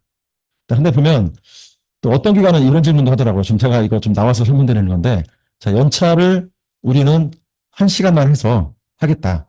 그럼 실제로 기본적으로 하루가 근무 시간이 8시간이니까 우리가 연차 이걸 1시간 썼으면 일단 연차가 하루를 빠지면 안 된다라고 얘기를 하거든요. 근데 저희는 그런 개념은 없어요. 저희는 무조건 연차를 1시간 쓰든 2시간 쓰든 연차 하루가 빠집니다. 이거는 뭐냐면 단지 공단에 신고하는 근무 시간 인정 기준일 뿐입니다. 그래서 저희는 연차를 썼으면은 1, 반차 썼으면 0.5일로 차감되는 기준으로 저희가 처리가 되고 있고요. 그러니까 공단도 보면은 연차는 8시간, 반차는 4시간 기준으로 쓰라고 안내가 돼 있어요. 그래서 연차를 1시간 쓴다는 거는 뭐습니까? 이거는 아마 그런 기관이 많지는 않으실 것 같은데 아무튼 이거는 단순하게 공단의 근무 인정으로 적용될 수 있는 어떤 그런 기준일 뿐이고요. 이렇게 해서 적용하시면 저희 쪽에서는 그 자녀 연차에서 하루가 빠집니다. 예. 이렇게 해서 그 기준이 되어 있다는 거 참고해 주시고요. 자, 그리고 종사자 근무 상세 신고 눌러보시면요. 여기서 만약에 이분이 5월 그 7일자를 볼까요? 7일자에 이와 같이 뭐 교육을 하겠다. 휴에서 만약 요양보호사 교육을 했다. 치면은 뭐 9시부터 역시 뭐 18시부터 하셨다. 라고 하신다면은 이렇게 선택하셔가지고 그다음에 또 필요한 어떤 그 교육받은 자료가 있으시면은 뭐 파일로 됐으면 첨부해서 하셔도 되고요. 이렇게 해서 관리할 수 있도록 제공하고 있습니다. 자, 그리고 또 이게 보시면은 여기 그 뭐 민방이나 뭐 그런 게 어딨냐고 물어보시는데 공가 들어가시면 뭐 민방위도 선거 예비도 다 있습니다. 이렇게 해서 종사자 근무 상세 쪽으로 등록을 하시면 되는 거고요. 이렇게 색깔별로 제가 구분하고 있어요. 일반 근무는 하늘색, 뭐 이런 경조사유가 연차 반차는 초록색, 그다음에 종사자 근무 상세 신고는 이렇게 짙은 보라색으로 이렇게 구분하고 있습니다. 자, 그렇게 해서 하시고 그다음에 제가 이렇게 선택을 하신 다음에 우측 하단에 보시면 종사자 근무 상세 신고 출력이 있어요. 종사자 근무 상세 신고 출력. 자, 방금 제가 종사자 근무 상세 신고 하나, 교육 하나 등록해놨잖아요. 자, 이걸 출력 버튼 누르시면은 이와 같이 자, 교육에 대한 그 상세 신고 내용이 하나 출력이 되는 거 볼 수 있습니다. 그래서 혹시라도 그 달에 종사자 근무 신고 건이 여러 건이다. 한번 좀 보고 싶다. 그러면 출력 버튼 눌러서 이렇게 보시면 되고요. 그리고 이렇게 또 아래 한글이랄지 엑셀 받아서 뭐 편집하셔도 관계없습니다. 이거는 제가 만든 서식이니까 얼마든지 필요에 따라서 다운받아서 수정하시면 되는 거고요. 자, 그리고 이게 근무일정표 공단 연동이 있어요. 이거는 4월달 가서 좀 설명드릴게요. 자, 근무일정표 공단 연동이 있는데요. 자, 보시면, 자, 들어가자마자 무슨 오류 처리 방법이 나오네요. 자, 이건 뭐냐면요. 자, 왜 저희가 들어가자마자 이 내용이 나오냐면 매달마다 저희 쪽에 등록되어 있는 일정을 가지고 공단에 청구를 합니다. 저희 쪽에 그 근무일정을 엑셀을 받아서 공단에 청구하는데 공단 청구하는 내용도 이렇게 절차대로 쭉 나와 있고요. 이렇게 해서 업로드 하시는 방식. 그다음에 자, 그러면 자, 이 오류 확인 방법이 뭐냐면요. 자, 공단에 업로드하면 자, 오류가 있어요. 오른쪽에 보면 왼쪽에 동그라미 치고 이분을 딱 선택하시면 우측에 또 동그라미 표시가 나와요. 이걸 클릭하면 어떻게 됐습니까? 구체적인 오류 내용이 나오거든요. 풍선 좋은 말로 해가지고. 그래서 아마 대부분 뭐 근무 기간이 맞지 않습니다. 이런 게 많이 나와요. 이건 뭐냐면 저쪽 케어포 쪽에 뭐 입사일자 또는 그 담당 직종이 변경되면 그 직종에 대한 변경일자 그런 것들이 잘못됐을 경우에 그것들을 좀 수정해서 다시 올리시면 되는데 이런 그 대표적인 오류 부분들을 저희가 이렇게 안내를 하고 있습니다. 그래서 이 내용 꼭 보셔가지고 오류 원인을 확인해서 조치하셔가지고 다시 한번 진행해 주시면 되겠고요. 저쪽에 좀 전화를 하기보다는 또는 뭐 일대일문의 쓰시기보다는 8-2번 쪽 가셔서 이거 일정 공단연도 누르자마자 바로 이렇게 나오거든요. 아마 이 작업은 저희 쪽에 엑셀을 받으려고 들어가는 작업이잖아요. 그러면 들어갈 때 이분도 유심히 살펴보셔가지고 이렇게 또 큐어프에서 안내가 있구나. 나중에 오류 나오면 이 내용 봐야지라고 해서 한번 들어오셔서 봐주시면 되겠습니다. 예. 자, 이제 공단 큐어프는 뭐냐면 이제 공단 쪽에 작성된 근무 일정을 저희 큐어프 쪽으로 올리시는 건데 이거는 뭐냐면요. 공단 쪽에서 받으신 자료 올릴 때 공단에 받은 자료 내용 보시면은 이게 월 구분이 없어요. 일자만 나오지 월 구분이 없기 때문에 이거 올리면은 이게 제가 4월인지 4월인지 2월인지 구분이 안 돼요. 그래서 제가 프로그램상으로 적용된 게 뭐냐면 공단에서 받으면 몇 년 몇 월치라고 종사자 정보라고 해서 활명인 다운받아줍니다. 그러면 거기 있는 활명 절대 수정하시면 안 돼요. 그리고 여러 번 다운받으면 파일명 뒤에 가로치고 뭐 1, 2, 3, 4 이렇게 숫자가 표시가 되잖아요. 파일명 보면은. 그렇죠? 그러면 역시 뒤에 가로치고 1, 2, 3, 4, 5, 6, 7, 8 이런 식으로 돼 있으면 저쪽에 업로드할 때 제대로 안 됩니다. 업로드하면은 파일을 수정하지 말고 원본 그대로 올리세요라고 안내가 나오거든요. 자, 그래서 그때는 가로치고 가로가 안 쳐져 있는 그냥 일반 그 파일명으로 바꿔가지고 저쪽에 업로드 해주시면 돼요. 예. 이렇게 해주시면 되겠고요. 네, 그리고 혹시라도 뭔가 수정을 했다, 수정해서 올리신다 그러면, 그리고 아래 한글 있잖아요, 아래 한글. 아래 한글 한 셀 이용해서 수정하시면은, 안 됩니다. 한 셀에서 수정하실 경우는 어떻게 하시냐면, 이렇게 하셔야 돼요. 만약에 여기 아래 보시면, 한 셀로 만약에 수정해서 하셨다 그러면, 다른 이름으로 저장을 하실 때, 엑셀, 뭐 95-2003 통합문서, 그다음에 XLS, 이 형식으로 저장하신 다음에 올리셔야지만이 저쪽에 업로드가 정상적으로 됩니다. 아셨죠? 아마 이 부분 아까 거기에 설명 없어서 좀 모르시는 분들이 문의하셨는데, 아무튼 한 셀 이용하실 때 수정하셨다 그러면 다른 이름을 저장해서 이와 같은 형식으로 저장해 주셔서 올리시면 되겠습니다. 8-3번은 여기 아까 연관 일정계획 이쪽 메뉴 권한을 주시면은 어떤 뭐 나의 계획, 그다음에 기관의 계획을 이렇게 등록하실 수 있어요. 프로그램 권한. 여기 보시면은 여기 요약 일정이라고 되어 있죠. 요약 일정. 여기 이 권한에 처리 권한에 여기 체크되어 있는 분들은 자, 여기에 이 기관 일정이 들어가 있습니다. 그래서 기관 일정을 등록하시면 주로 아마 시설장님이랄지 또는 뭐 담당 뭐 사무원이랄지 이런 분들이 권한이 있을 수도 있는데 이분이 등록하시면은 그에 대한 모든 권한을 다른 분들이 이렇게 일정에서 표시가 돼가지고 확인하실 수 있습니다. 그래서 그렇게 권한을 이용해서 등록하시면 될 것 같고요. 8-4번 좀 중요한 내용입니다. 중요한 내용. 자, 이거는 제가 8-2번하고 8-4번을 좀 연결해서 설명드릴게요. 저희가 여기 공단 근무 시간은 뭐냐면 8-2번 근무조표상의 공단에서 인정하는 당월의 근무 시간의 합입니다. 이건 그죠? 그래서 8-2번에 등록되는 총 연차, 휴가, 그다음에 종사자 근무 상세 신고, 그다음에 근로시간 다 포함해서 합산된 시간이 되는 거고요. 그다음에 여기 근로시간이 있고 출퇴근 시간인데 이 근로시간은 뭐냐면요. 이 출퇴근 시간하고 비교 합을 내기 위해서 이게 지금 또 따로 표가 이렇게 돼 있는 겁니다. 그래서 근무 일정 시간을 여기 뒤에 물음표 한번 클릭을 해보겠습니다.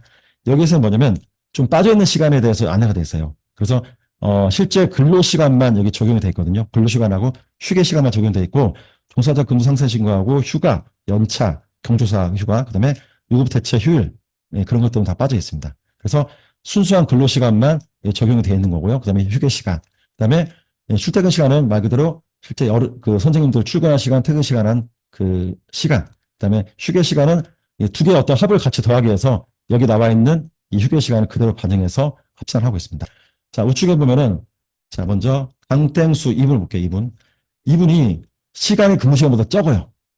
적었는데 근무 시간 이걸로 그대로 신고할 수 없잖아요. 그러면 이걸 찾아야 돼요. 찾아서 근무 시간 쪽에 그대로 반영하셔야 되거든요. 그래서 출퇴근 시간 보니까 여기 15일에 출퇴근을 찍지 않았어요.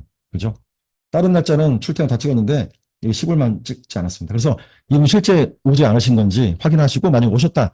그러면 이분이 혹시라도 출퇴근을 좀 놓치고 찍지 않을 수가 있잖아요. 그러면 여기 체크하셔가지고 실제 오신 시간 이렇게 해서 실제 시간을 입력하셔가지고 해주시면 다시 이렇게 맞출 수 있도록 됩니다. 그래서 출퇴근 시간이 더 많은 건 관계없어요. 근무 시간보다. 대신 근무 시간보다 출퇴근 시간이 적으면 문제가 좀 되는 거죠. 실제 근무 시간은 9시부터 18시로 신고했는데 출퇴근 보니까 나중에 이제 공단에서 와가지고 출퇴근 자료 제출해라.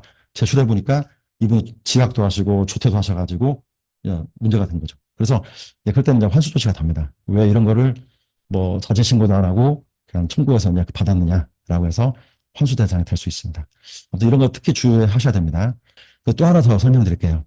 간혹가다 이 출퇴근 시간이 이렇게 돼 있으니까 또 8-10번 쪽 들어가서 수정하기가 좀 귀찮으실 수도 있어요. 그 마음 압니다. 하는데 이 출퇴근 시간은 무슨 보면은 여기에 뭐 11분 또는 뭐 15분 이런 식으로 돼 있어요. 13분. 공단에는 공단은 10분 단위로만 등록이 가능합니다. 10분 단위로만. 그래서 이 출퇴근 시간에 이 시간을 뭐 특히 뭐 끝에가 1분 뭐 3분으로 해서는 업로드가 안 돼요. 실패됩니다. 그래서 결국은 이 시간을 저희 쪽 8-2번 근무일정부 들어가서 뭐 12분이니까 10분을 하신다든지 뭐 13분이니까 역시 10분을 하신다든지 이렇게 해서 좀 수정을 하셔가지고 진행을 해주시면 돼요. 그래서 이 내용 자체로는 출퇴근 시간 자체로는 공단으로 업로드를 하실 수가 없습니다. 예. 그런 거 감안해서 저희가 다 개발이 되어 있는 거기 때문에 그런 점 좀 다 좀 이해를 해주시고요. 자, 그리고 이게 노인인권 및 학대 교육이 있는데요. 또 직원 인권 침해 대응 교육도 있고, 이거는 그 작년 23년도에 그 중앙부 쪽에 신설된 평가 지표입니다. 그렇죠. 이 지표에 따라서 저희가 이와 지금 하고 있고, 그다음에 작년도 작성하고 싶다고 해서, 재작년 22년도도, 22년도는 작성하실 필요가 없는 거예요. 이때는 지표가 없으니까. 뭐 이때도 작성하고 싶다는 분들이 계시는데, 이때는 작성하실 필요 없습니다. 굳이 일을 만드실 필요는 없어요. 2023년도부터 하시면 되는 거고, 제가 여기 보면은 그 실제 그 노인인권하고 직원인권 침해는 연 1회입니다. 연 1회. 1년에 한 번만 하시면 되는데 모든 직원에게 필수입니다. 수급자는 받으실 필요 없고 모든 직원에게는 이 두 가지 부분이 다 진행하셔야 되는 거고요. 물론 처음에 작성하실 때 그 다 참석하시면 좋은데 그날 뭐 연차랄지 또는 다른 사용 때문에 업무 때문에 뭐 참석을 못 하시는 분 계시잖아요. 그러면 다음 두 번째 또 계획을 날짜 잡으셔가지고 그날 또 참석을 하시면 되고요. 그리고 또 그 신규 직원 같은 경우에도 오시면은 여기 또 작성하셔가지고 반영을 해주시면 됩니다. 그리고 그 두 가지 부분에 대해서는 서명이 필수니까 서명까지 다 완료해 주시고요. 서명 이 그 노인인권하고 직원 인권 침해 그리고 제가 다른 어떤 뭐 서명 부분도 있겠지만 직원 서명하는 부분에 대해서는 이와 같이 뭐 문자나 알림톡이나 직원의 기능을 이용해 가지고 서명할 수 있도록 제가 기능을 제공하고 있어요. 그래서 문자나 알림톡은 금액이 차감이 됩니다. 저희 쪽에서 이제 문자 비용 구매하시잖아요. 그러면 그 비용이 차감이 되는 거고 비용 없이 무료로 하시려면 직원마다 다 핸드폰에 설치하지 않습니까? 그러면은 이 직원 앱을 설치를 하시면은 여기서 직원 앱 알림 해가지고 발송합니다. 발송하면은 여기 직원 앱에서 여기 보면 띵동 해가지고 띵동은 안 해요. 여기 종에 보면 이렇게 숫자가 표시됩니다. 표시되고 여기를 클릭 한번 해볼게요. 클릭하면은 하나 이게 알림 처리거든요. 자, 오늘 교육에 참석하셨으니까 서명하세요라고 해서 이렇게 알림을 보냅니다. 그러면 자, 이건 이제 이분 서명 완료됐는데 그럼 제가 이분 서명을 한번 지워볼게요. 이렇게 해서 무료로 이제 그 직원을 통해서 서명하시라는 겁니다. 그래서 서명 완료는 서명 완료 표시되고 서명 안 된 거는 전자 서명이라고 표시가 됩니다. 클릭하셔가지고 서명 딱 해주시면은 됩니다. 그리고 이제 내 서명 블록이는 8-1번 쪽에 서명 다 등록되어 있잖아요. 그래서 내 서명 블록이 나 이거 하기 귀찮다 라고 하시면 서명 블록이 눌러서 불러서 저장하셔도 됩니다.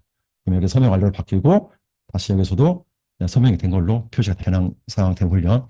이거는 뭐냐면 이거 제가 이거 평가지표 잠깐 보면서 설명드릴게요. 유일하게 평가지표 보시면은 사진이 유일하게 필수입니다. 자, 프로그램 관리 운영일지 쓸 때도 사진이 필수가 아니고 여기에 유일하게 사진이 필수예요. 자, 뭐냐면 이 사진을 찍은 것을 등록하셔야 되는데 어떤 사진을 찍으셨냐면요. 자, 수급자가 또 참여를 하신 내용이 있어야 되는 거고요. 자, 교육 및 수화기 사용, 시험만 실시한 경우 재난 대피 훈련으로 진정하지 않는 거고요. 그리고 또 실제 어르신을 모시고 함께 어떤 그 대피하는 어떤 그런 훈련이 포함이 돼 있어야지만이 자, 바로 그래야지만이 인정이 되는 거고요. 자, 밑에 보시면 자, 여기 화재 등 재난 상황 대훈련은 실제 상황을 고려해 가지고 직원과 수급자를 안전한 장소로 대피시키고 유도하는 훈련을 포함하여 실시해야 된다라고 되어 있고 이런 내용이 포함된 사진을 등록하셔야 돼요. 또 그날 참석이 가능하신 분들만 하시면 돼요. 뭐 전체 그 모든 어떤 직원이랄지 모든 수급자 기준은 없습니다. 어떤 그 좀 그림 보여서 좀 작은데 이렇게 어르신 같이 구축해가지고 대피하는 훈련. 예. 이 사진만 있으면 안 되고요. 예. 일단 이건 다 포함되어 있기 때문에 이렇게 하신다는 거 보여드리고 있습니다. 이렇게 해서 진행하시고 그다음에 뭐 소방훈련도 마찬가지로 뭐 저기 소방서랑 같이 협동해가지고 훈련했던 내용도 이렇게 인정이 되는 거고 또 어르신 모시고 이렇게 대피하는 훈련. 뭐 소방훈련 시나리오가 있잖아요. 소방훈련 시나리오. 이것들은 저희가 여기 10-4번, 10-4번 자료실 보시면은 다 나와 있어요. 여기서 보시면은, 문서 자료실 쪽에 보시면은 이게 뭐 지침하시면 이제 뭐 인권 침해 지침이랄지 아니면 급여 적용 지침 관련된 거 쭉 나오고, 그 다음에 뭐 훈련, 치면은 수막훈련 시나리오 이렇게 나옵니다. 그래서 해당 키워드로 검색하셔가지고 그 어떤 관련된 문서 받을 수 있고요. 그리고 이렇게 제공되는 문서들은 제가 그 샘플만 제공이 되는 거기 때문에 실제 기관에 맞게끔 수정해서 이용하셔야 됩니다. 이 샘플 안에는 빈칸도 많고 그냥 땡땡땡땡 동그라미 친 것도 많으니까 그걸 다 채워서 기관에 맞게끔 하시고 필요 없으면 제거하시고 또 추가사항 있으면 더 추가해서 활용하시면 됩니다. 자, 여기 나와 있는 이대로 쓰시면 평가 때 점수 못 받을 수 있으니까 필히 수정해서 사용하셔야 됩니다. 자, 회력도 자, 지표 제가 잠깐 보여드릴게요. 예, 보호자 회의가 있는데 보호자 회의. 보호자 회의가 이제 수급자 어떤 가족과 소통하기 위해서 노력을 하는지 이제 그걸 보는 겁니다. 자, 거기서 보시면은 실제 그 보호자 회의를 그 온라인 또는 오프라인으로 반기별이니까 1에서 6개월 사이에 한 번, 7에서 12개월 사이에 한 번 이렇게 하라고 돼 있어요. 그래서 온라인도 가능하다고 돼 있습니다. 온라인 또는 오프라인이니까. 자, 그리고 이제 월간 뭐 프로그램 계획표, 뭐 식단표, 기간의 소식을 월 1회 이상 제공하는 거. 이거는 저쪽 1-6, 그 5번에 보시면은 1-5번에 가정통신문 있죠? 이걸로 진행하는 거고요. 자, 여기는 뭐냐면 제가 그 보호자 회의할 때 온라인으로 실시한 경우에는 서명은 생략할 수 있어요. 왜냐하면 직접 보지 않으셨기 때문에 생략할 수 있고, 그다음에 실제 보호자 참석이 확인이 된 어떤 그 회의 영상 사진 캡처가 있어야 됩니다. 이것도 하나 어떤 온라인 했을 때는 그 사진이 있어야 되는 부분으로 해가지고 이제 이것도 좀 필수가 되는 부분인데, 아무튼 이것도 좀 사진을 캡처해서 올려주면 되겠고요. 제가 캡처한 내용 한번 보여드릴게요. 자, 보시면 여기 제가 온라인 회의로 해가지고 작성된 게 있습니다. 그래서 여기 보면 뭐 이게 온라인인지 오프라인인지 선택하는 게 있고요. 이 선택을 한번 해볼게요. 자, 지금 오늘처럼 보면 그 줌을 하고 있잖아요. 현재 지금 줌할 때 제가 일단 비디오는 좀 꺼놨거든요. 일부러. 비디오는 꺼놨는데 실제 온라인, 아니, 오프라인으로 해가지고 보호자분들과 같이 회의를 한다. 그러면 그때는 비디오를 좀 켜놓게 하시고 이 내용을 캡처하셔가지고 이렇게 사진을 첨부해서 올리시면 돼요. 그죠? 이것도 하나 어떤 온라인일 때는 이 부분이 좀 필수다는 거 알고 계시면 될 것 같고요. 예. 그렇게 해서 작성을 해주시면 되고, 그다음에 여기에 보면은 제가 좀 참석자 추가를 해놨는데, 역시 뭐 온라인 서명이 필수로 하더라도 저희 쪽에서 혹시 필요하시면은 서명도 하실 수 있도록 저희가 이렇게 제공하고 있습니다. 그래서 보호자 회의 같은 경우는 직원의 직원 앱 제공은 없고 문자나 알림톡으로만 해서 이렇게 휴대폰번호 입력해서 발송할 수 있도록 제공하고 있습니다. 자, 저희가 보시면은 그 지금까지 뭐 고객분들이 문의하셨던 내용이랄지 또는 어떤 그 공단의 어떤 답변도 Q&A 또는 공단의 지표 이런 부분들을 제가 이게 우측 상단에 보시면요. 우측 상단에 보시면 고객센터 1대1 문의가 있어요. 가시면은 여기에서 여기 왼쪽에 1대1 문의 및 통합 검색이라고 또 있고요. 클릭하시면은 별도 창이 나오는데 여기서 뭐 이런 식으로 해서 뭐 등급이라고 딱 치시면은 그동안 고객분들이 물어봤던 여러 가지 질문 형태를 제가 다 동영해놨어요. 그래서 최대한 저쪽 뭐 전화를 주시기보다는 또는 1대1 문의 쓰시기보다는 사전에 먼저 여기 통합 검색 통해서 먼저 좀 검색을 하신 다음에 원하는 답변이 있다 그러면 이 답변대로서 한번 진행을 해보시고요. 통합 검색에도 검색된 내용이 안 나온다. 내가 원하는 답변이 없다. 그러면 일단 저쪽에 이제 문의 주시면 되겠고요. 각 메뉴마다 이게 왼쪽 상단에 보시면 매뉴얼 버튼이 다 있어요. 매뉴얼. 그래서 해당 그 메뉴에 대한 그 사용 방법, 그다음에 관련된 지표 이런 부분 이렇게 나와 있거든요. 그래서 여기도 보면 지표가 나와 있잖아요. 이런 부분들 참고하셔가지고 작성해 주시면 되겠고요. 어떤 지표 보면 제가 이거 좀그 샘플을 작성해 놓은 게 있습니다. 샘플. 그래서 샘플도 좀 보셔가지고 이런 거 보시면 더 이해가 좀 더 되실 수 있고요. 보시면 여기 이제 그 직원들 건강검진 관리 부분이 있어요.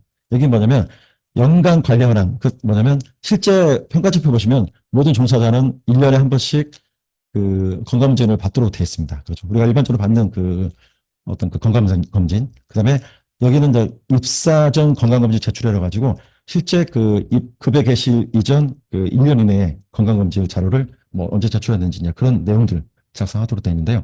미작성 눌러주셔가지고 이분이 언제 기간으로 제출했는지, 그다음에 또 실제 건강검진 언제인지 이런 부분들 입력하실 수 있고요.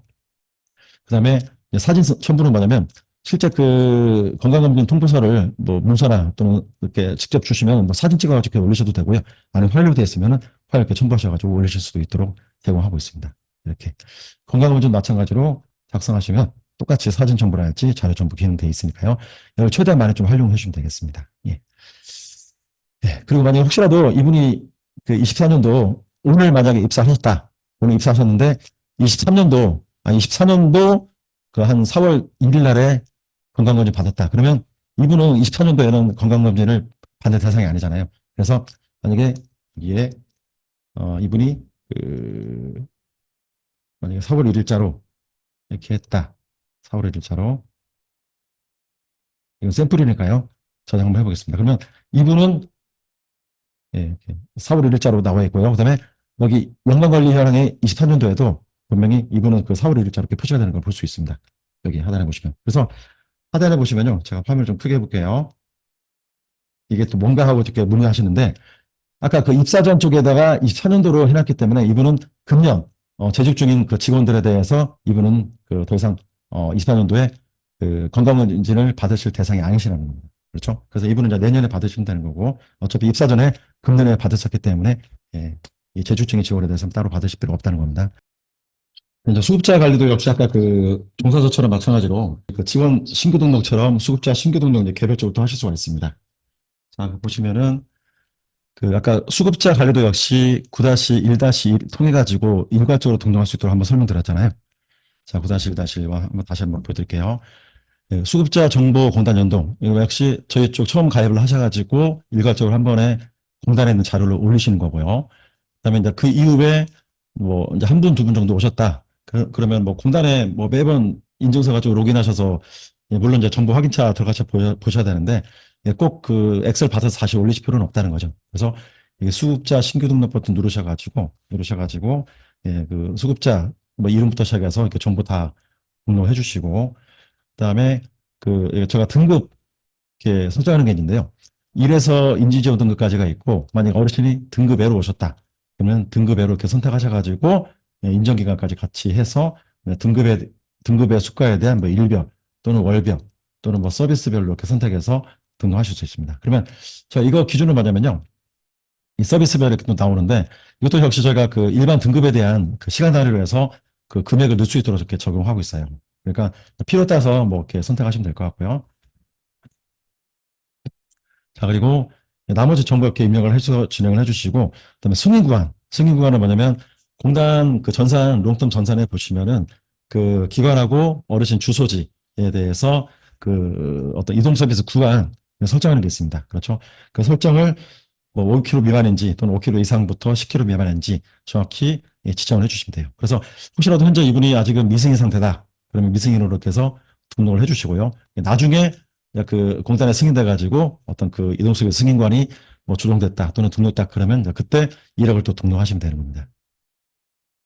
그다음에 선거 지원 집을 이거는 뭐냐면 아마 이거 주로 요양원 쪽에서 많이 사용하시는데요.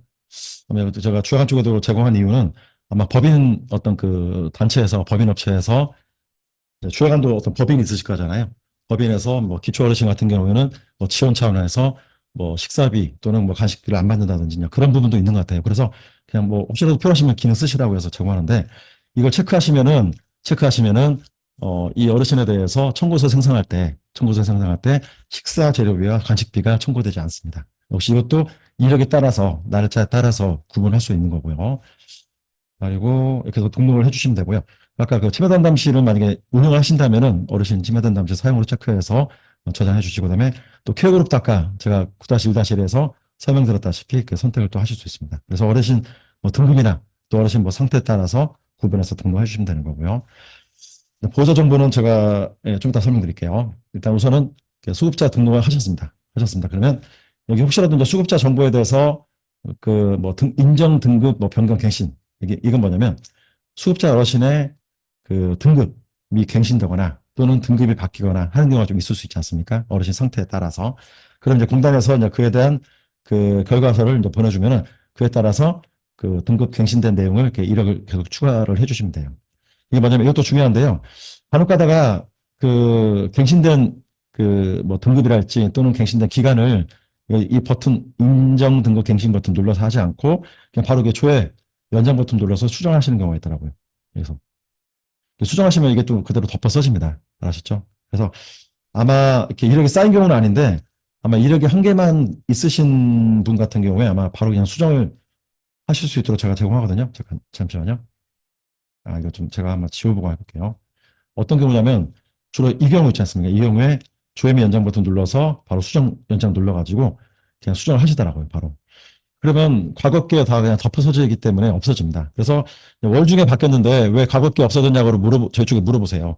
그러면 이럴 때는 그 1-1번 수급자 정보 관리 하셔가지고 이 이력이 과거께 있는지 다시 보시고요. 없으면 없다. 그러면 삭제 눌러서 인정 등급 갱신 버튼 다시 눌러서 과거 거 먼저 다시 등록하시고요.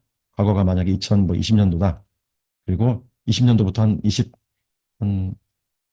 뭐 24년까지 뭐 한 4월까지다. 4월 중순까지다. 이렇게 해서 등록하시고 그다음에 다시 이번에 새로 추가된 그 인정 등급 이력을 다시 또 눌러서 이제 다시 날짜가 또 이어지는 겁니다. 그 종료일자 다음 날짜로 이렇게 시작되는 거예요. 그래서 만약에 근데 이분이 뭐 한 그 4월 4일부터 나왔다 그러면 4월 4일자로 수정하셔가지고 예, 등록하시면 됩니다. 이런 식으로 해서 등급이 바뀐 경우에 이렇게 해서 등록하실 수 있습니다. 이렇게 해서 이력 관리를 정확히 하셔야지만이 나중에 청구서 생성하실 때 이 등급에 따라서 그 본인부담금 급여 비용이 적용이 돼가지고 청구서가 제대로 정확히 생성이 될 수가 있는 겁니다. 아셨죠? 간혹가다 이력 잘못 관리하셔가지고 없어지는 경우도 있고 그러니까 이런 경우에는 다시 들어오셔서 등록하신 다음에 다시 청구서 생성하시면 되는 겁니다. 그리고 이제 여기 급여 개실 이력 수정은 뭐냐면요. 말 그대로 어르신이 원래 뭐 내일 오시기로 하셨는데, 아니, 뭐 오늘 오시기로 하셨는데, 오늘 안 오시고 내일 오시겠다. 그러시면 이제 날짜를 바꾸셔가지고 이렇게 해주시면 돼요. 혹시라도 날짜 수정이 필요한 경우에 들어가서 이렇게 수정 버튼 눌러서 해주시면 되겠고요. 근데 이거는 이제 과거 분이라서 이렇게 기록이 있다라고 이렇게 좀 안내가 나오는데, 그렇게 해서 수정을 진행을 해주시면 되겠습니다. 자, 그리고 여기 본인 부담률도 마찬가지로 어르신 그 청구서 생성할 때 아주 중요한 부분입니다. 그렇죠?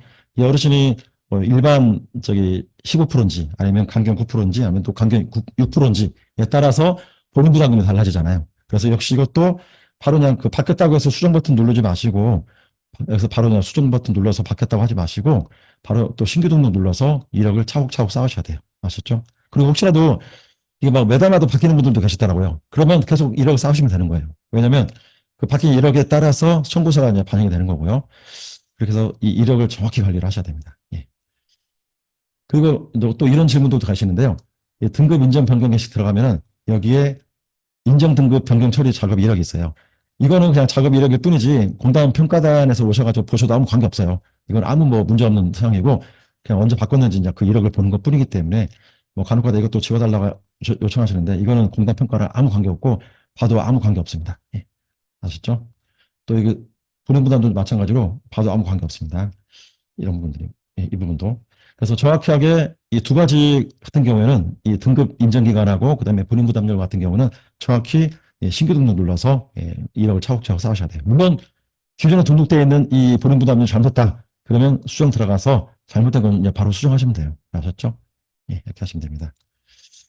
그리고 이제 그 승인 구간 아까 제가 처음에 신규 등록할 때 말씀드렸던 것처럼 이제 이분이 처음에는 입소시에는 미승인이었는데 아직 공단에서 승인되지 않았는데 만약에 4월 한 그 중순부터 승인했다. 그러면 다시 여기 날짜 선택해서 그다음에 5km 미만으로 하기로 했다. 해서 저장해 주시면은 자, 이 구간으로 해가지고 반영이 됩니다.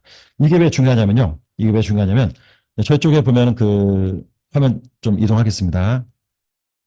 2-6번에 보시면은 저희 쪽에 2-2번 탑승관리, 출석관리 해가지고 이동 서비스 기록하시잖아요. 그럼 이 자료를 공단에 청구를 하실 수 있도록 공단에 청구하실 수 있도록 2-6번 공단 급여 비용 청구 자료 통해 가지고 제가 그 엑셀 자료를 제가 제공합니다. 보시면은 케어포 공단 입퇴소 엑셀 다운이라고 버튼 나오죠. 이 버튼 눌러서 저장해 주시고요. 하시면은 이와 같이 다운로드가 되는 거고요. 다운로드 하면은 그래서 실제 열어서 보시면은 그 이동 서비스 그 구간 나오는 부분이 있어요. 좀 나옵니다. 그래서 실제 여기 승인 구간 있죠. 이 승인 구간이 실제 이 어르신이 만약에 이때 넣고 이때 미승인이고 편집상 눌러서 만약에 이때는 미용이다, 미승인이다. 그러면 이때는 안 넣는 겁니다. 그러면 이때 만약에 어르신이 4월 5일부터 나왔다 그러면 아까 그 우리 1-1번에서 그 이력을 4월 5일부터 뭐 10km에서 뭐 20km 미만 이런 식으로 해서 등록해 놓으셔야 돼요. 그래야지만이 아까 이 구간에 따라서 나중에 공단에 이 입퇴소 이력을 올리시면은 이렇게 오류 없이 정상적으로 올라갈 수 있습니다. 그리고 또 심야상담실도 만약에 운영하신다 그러면 실제 아까 제가 말씀드렸다시피 이것도 급여 수가가 다르잖아요. 급여 수가 다르잖아요. 그래서 심야상담실 사용 신규 등록 누르셔가지고 사용한다. 언제부터 날짜 선택해서 등록을 해주시면은 제가 지금 17일부터 해놨잖아요. 그럼 16일까지는 일반 그 수가, 17일부터는 치매 수가로 해서 적용되는 것을 확인할 수 있습니다. 어르신도 역시 지금 사진이 또 필요하잖아요. 사진이 필요하실 때는 여기 그 직원 앱으로 가셔가지고 수급자 관리 가시면은 바로 또 사진도 찍으실 수 있어요. 어르신들은 굳이 뭐 증명사진까지는 필요 없으실 것 같아요. 제가 볼 때는요. 그래서 만약에 필요하시면 즉시 그 하얀 벽에다가 이제 그 어르신 앉으신 다음에 거기서 이걸로 이제 바로 카메라 버튼 눌러서 찍으시면 될 것 같고요. 그렇게 해서 잘 꾸미셔가지고 이제 증명사진처럼 찍으시면 될 것 같습니다. 직원이랄지 수급자 이렇게 활용을 해주시면 될 것 같습니다. 자, 그리고 여기 보면은 이제 보호자 정보가 있는데요. 보호자 정보. 자, 보호자정보에서 좀 질문 많이 들어오는 게 있어요. 어떤 거냐면, 보호자정보 수정 들어가시면은, 여기에 그 휴대폰 번호가 입력하는 란이 있고요. 그렇죠? 여기 보면 뭐 급여, 청구, 이동이 있어요. 대체 이게 뭐, 이것이 어디에 쓰는 부분인지 이제 문의가 오시는데, 이에 대해서 아래쪽에 보시면요. 자, 있습니다. 급여 및 청구, 이동 서비스 아이콘 안내라고 되어 있는데, 실제 이제 급여에 대해서는 뭐 가정통신을 보낸다든지, 급여 제공 계획서, 급여 제공 내역, 그다음에 수가병과 안내를 보내는 부분이고요. 청구는 이제 청구서, 7-1번이죠. 그다음에 또는 7-3번의 미납 내역 보낼 때. 그다음에 이동 서비스는 운전자가 어떤 비상 연락을 위한 어떤 정보인데, 실제 이제 운행하시는 분이 또는 정수하시는 분이 이제 차로 이제 그 어르신 댁까지 가시잖아요. 그러면 가시기 전에 다 왔으니까 나오세요 하고 미리 또 연락 줄 수 있지 않습니까? 그럴 때 이런 그 이동 서비스 쪽에 체크를 하시면은 그 해당 그 내용이 여기 이동 서비스 관리 쪽에 나오는 겁니다. 제가 보여드릴게요. 여기 보면은 핸드폰에다가 저희 앱을 설치하시고 이동 서비스 관리 들어가시면은 이 어르신 그 기록하시잖아요. 그러면은 누르셔가지고 여기 해당 어르신의 그 전화번호 나오도록 되어 있습니다. 여기 보시면.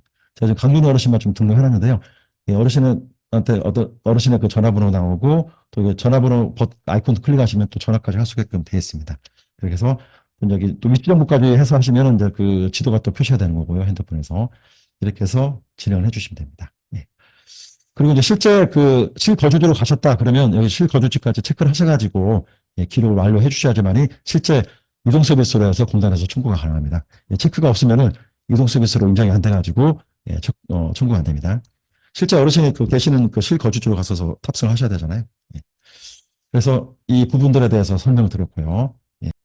급여용 계획 수정 들어가시면은 자 실제 그 이 어르신에 대해서 어느 요일에 오실지 먼저 요일을 선택하시고 그다음에 시간, 그다음에 차량까지 이렇게 선택을 또 하실 수 있도록 되어 있습니다. 그렇죠? 예. 또 이제 탑승 장소가 무슨 뭐 슈퍼마켓 앞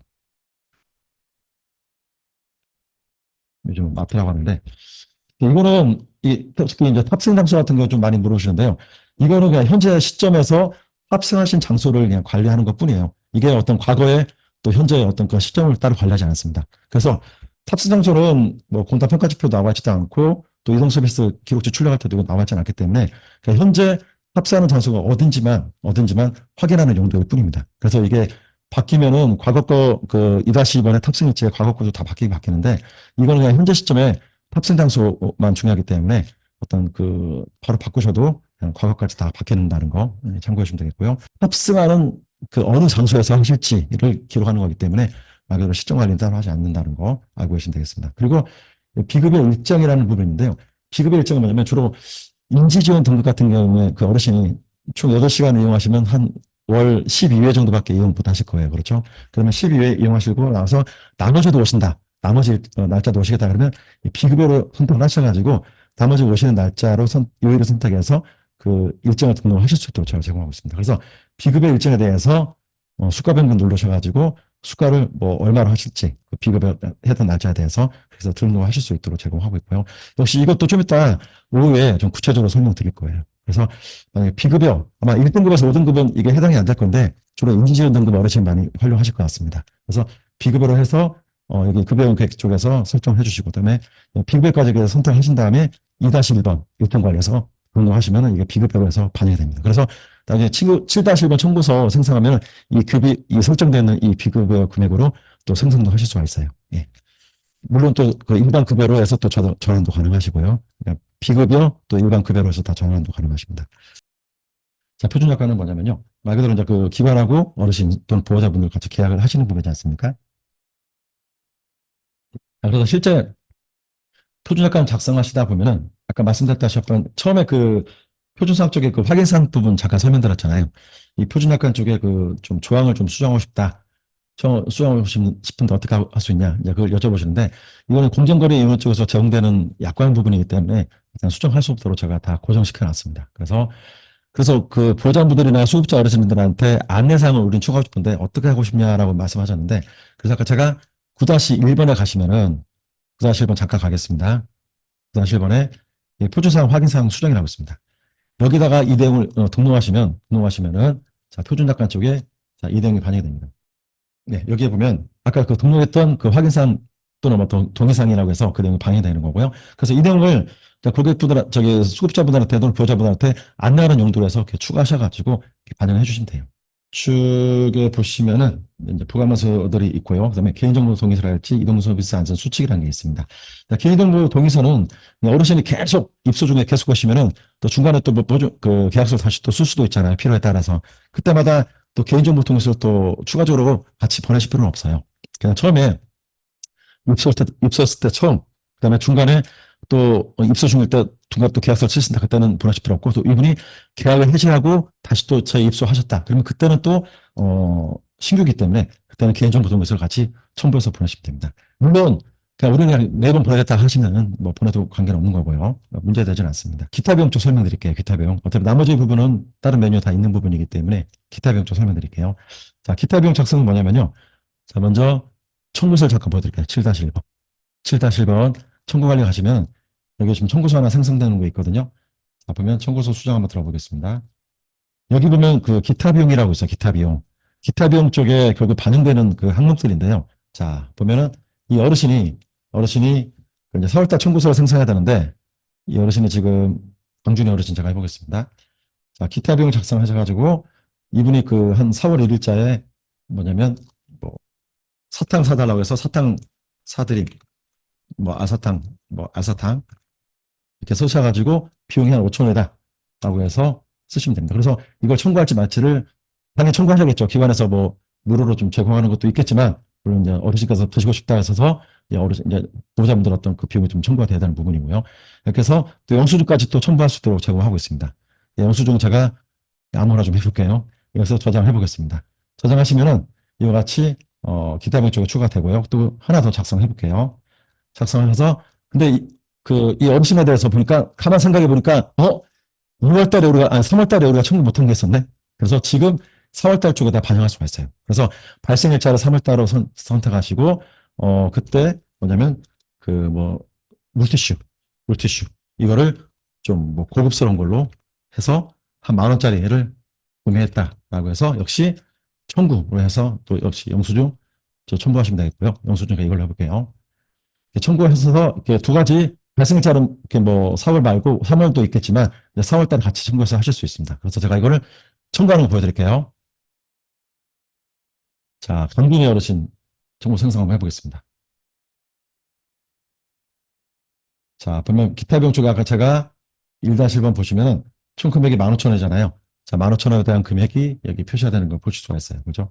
여기 15,000원 수정 들어가서 보시면 아까 그 1-1번에서 작성된 거 두 가지 나오고 또 첨부된 영수증도 이렇게 보실 수 있는 거고요. 그런데 이 영수증을 기관 내에서만 보려는 용도가 아니잖아요. 그죠?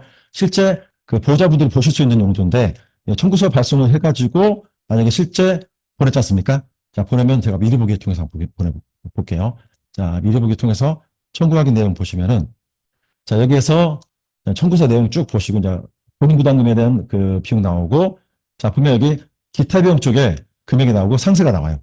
상세 눌러보면 기타 비용이 어떤 항목이 있는지 궁금하시잖아요. 보호자분들이. 그럼 상세를 누르셔가지고 우리 어머니께서 물티슈 고급스러운 거하고 그다음에 사탕을 사주셨구나. 요청하셨구나. 그래서 보실 수 있고 그다음에 영수증까지 다 첨부된 걸 이렇게 보실 수 있습니다. 이건 샘플입니다. 그냥 샘플.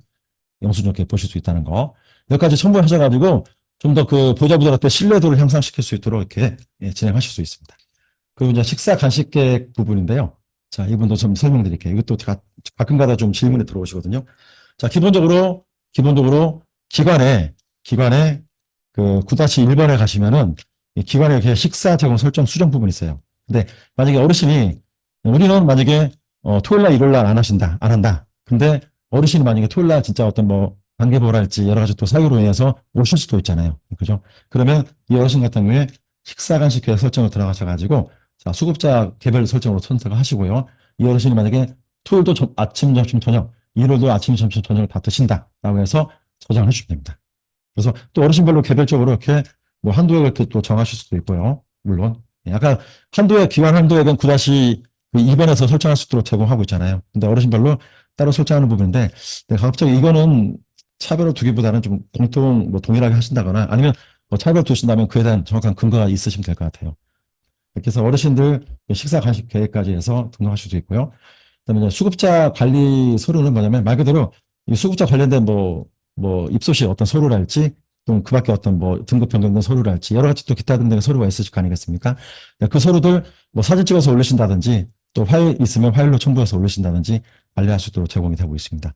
물론 이 기능 역시 여기 모바일 쪽 보시면요. 모바일 쪽 수급자 관리 쪽에 보시면은 수급자 관리 서류 쪽에 여기 있습니다. 그래서 등록하시면 PC에서도 같이 관리가 되고요. 자, 그리고 제가 1-1번 설명드렸고요. 그다음에 1-2번하고 1-3번 설명드릴게요. 자, 2번은 말 그대로 전체 기초평가 현황입니다. 기초평가 현황인데요.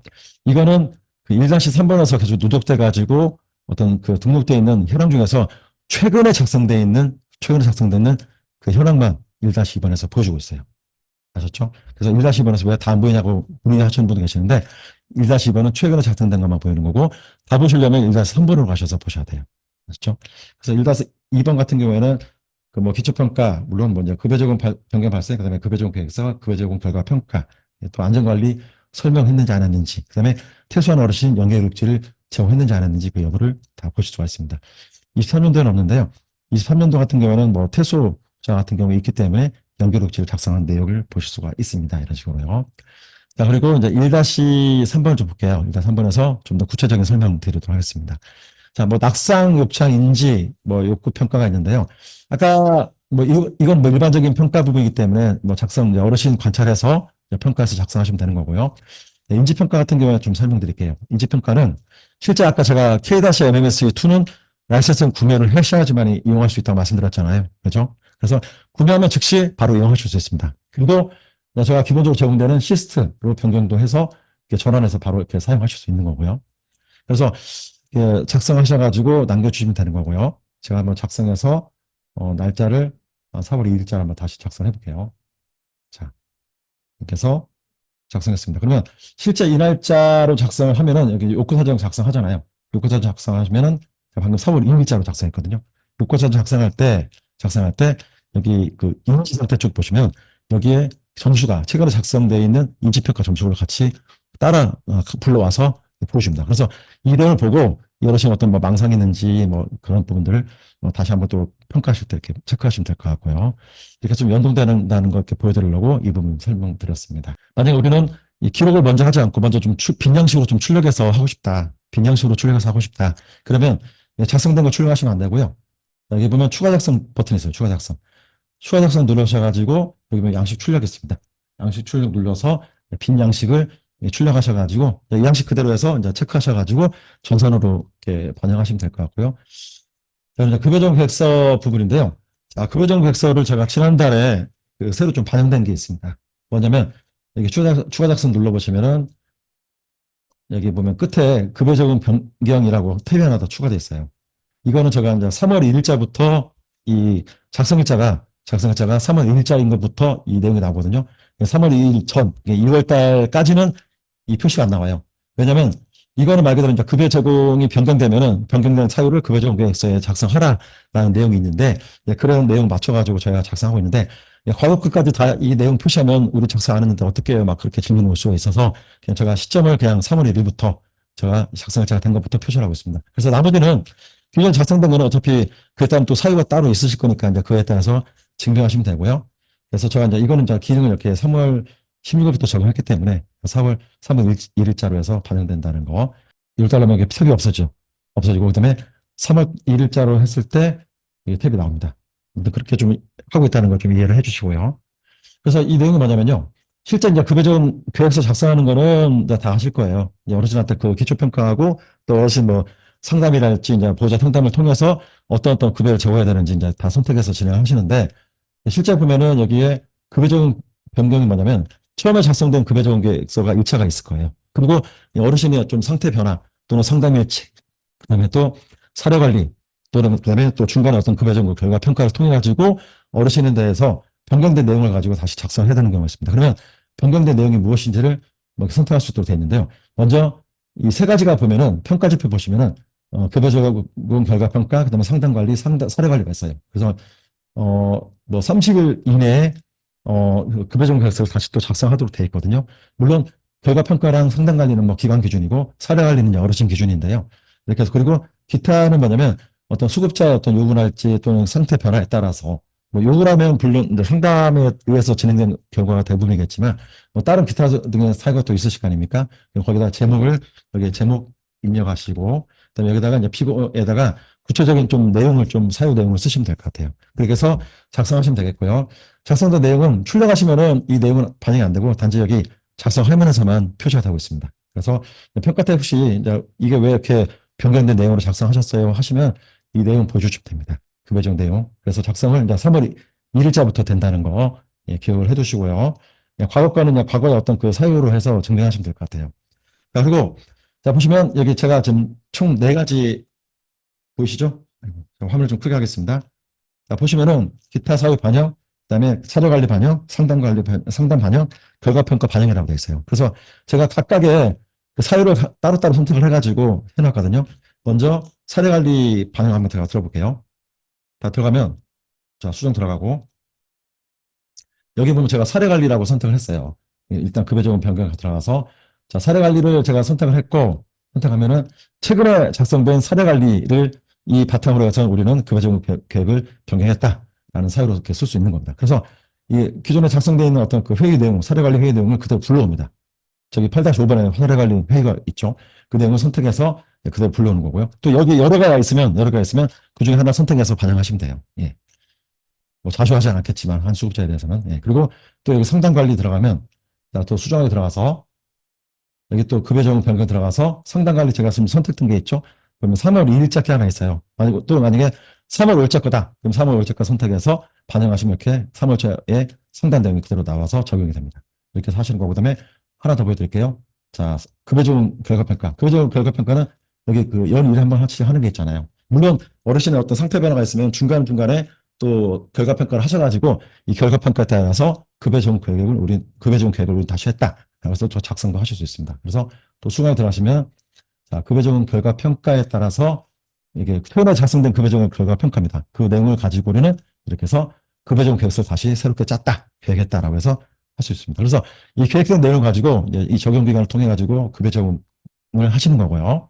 만약에 장기간 변경된 내용으로 해서 급여 적용을 해야 된다. 그러면 당연히 급여 적용 계획서를 작성하시면 됩니다. 그렇죠? 장기간.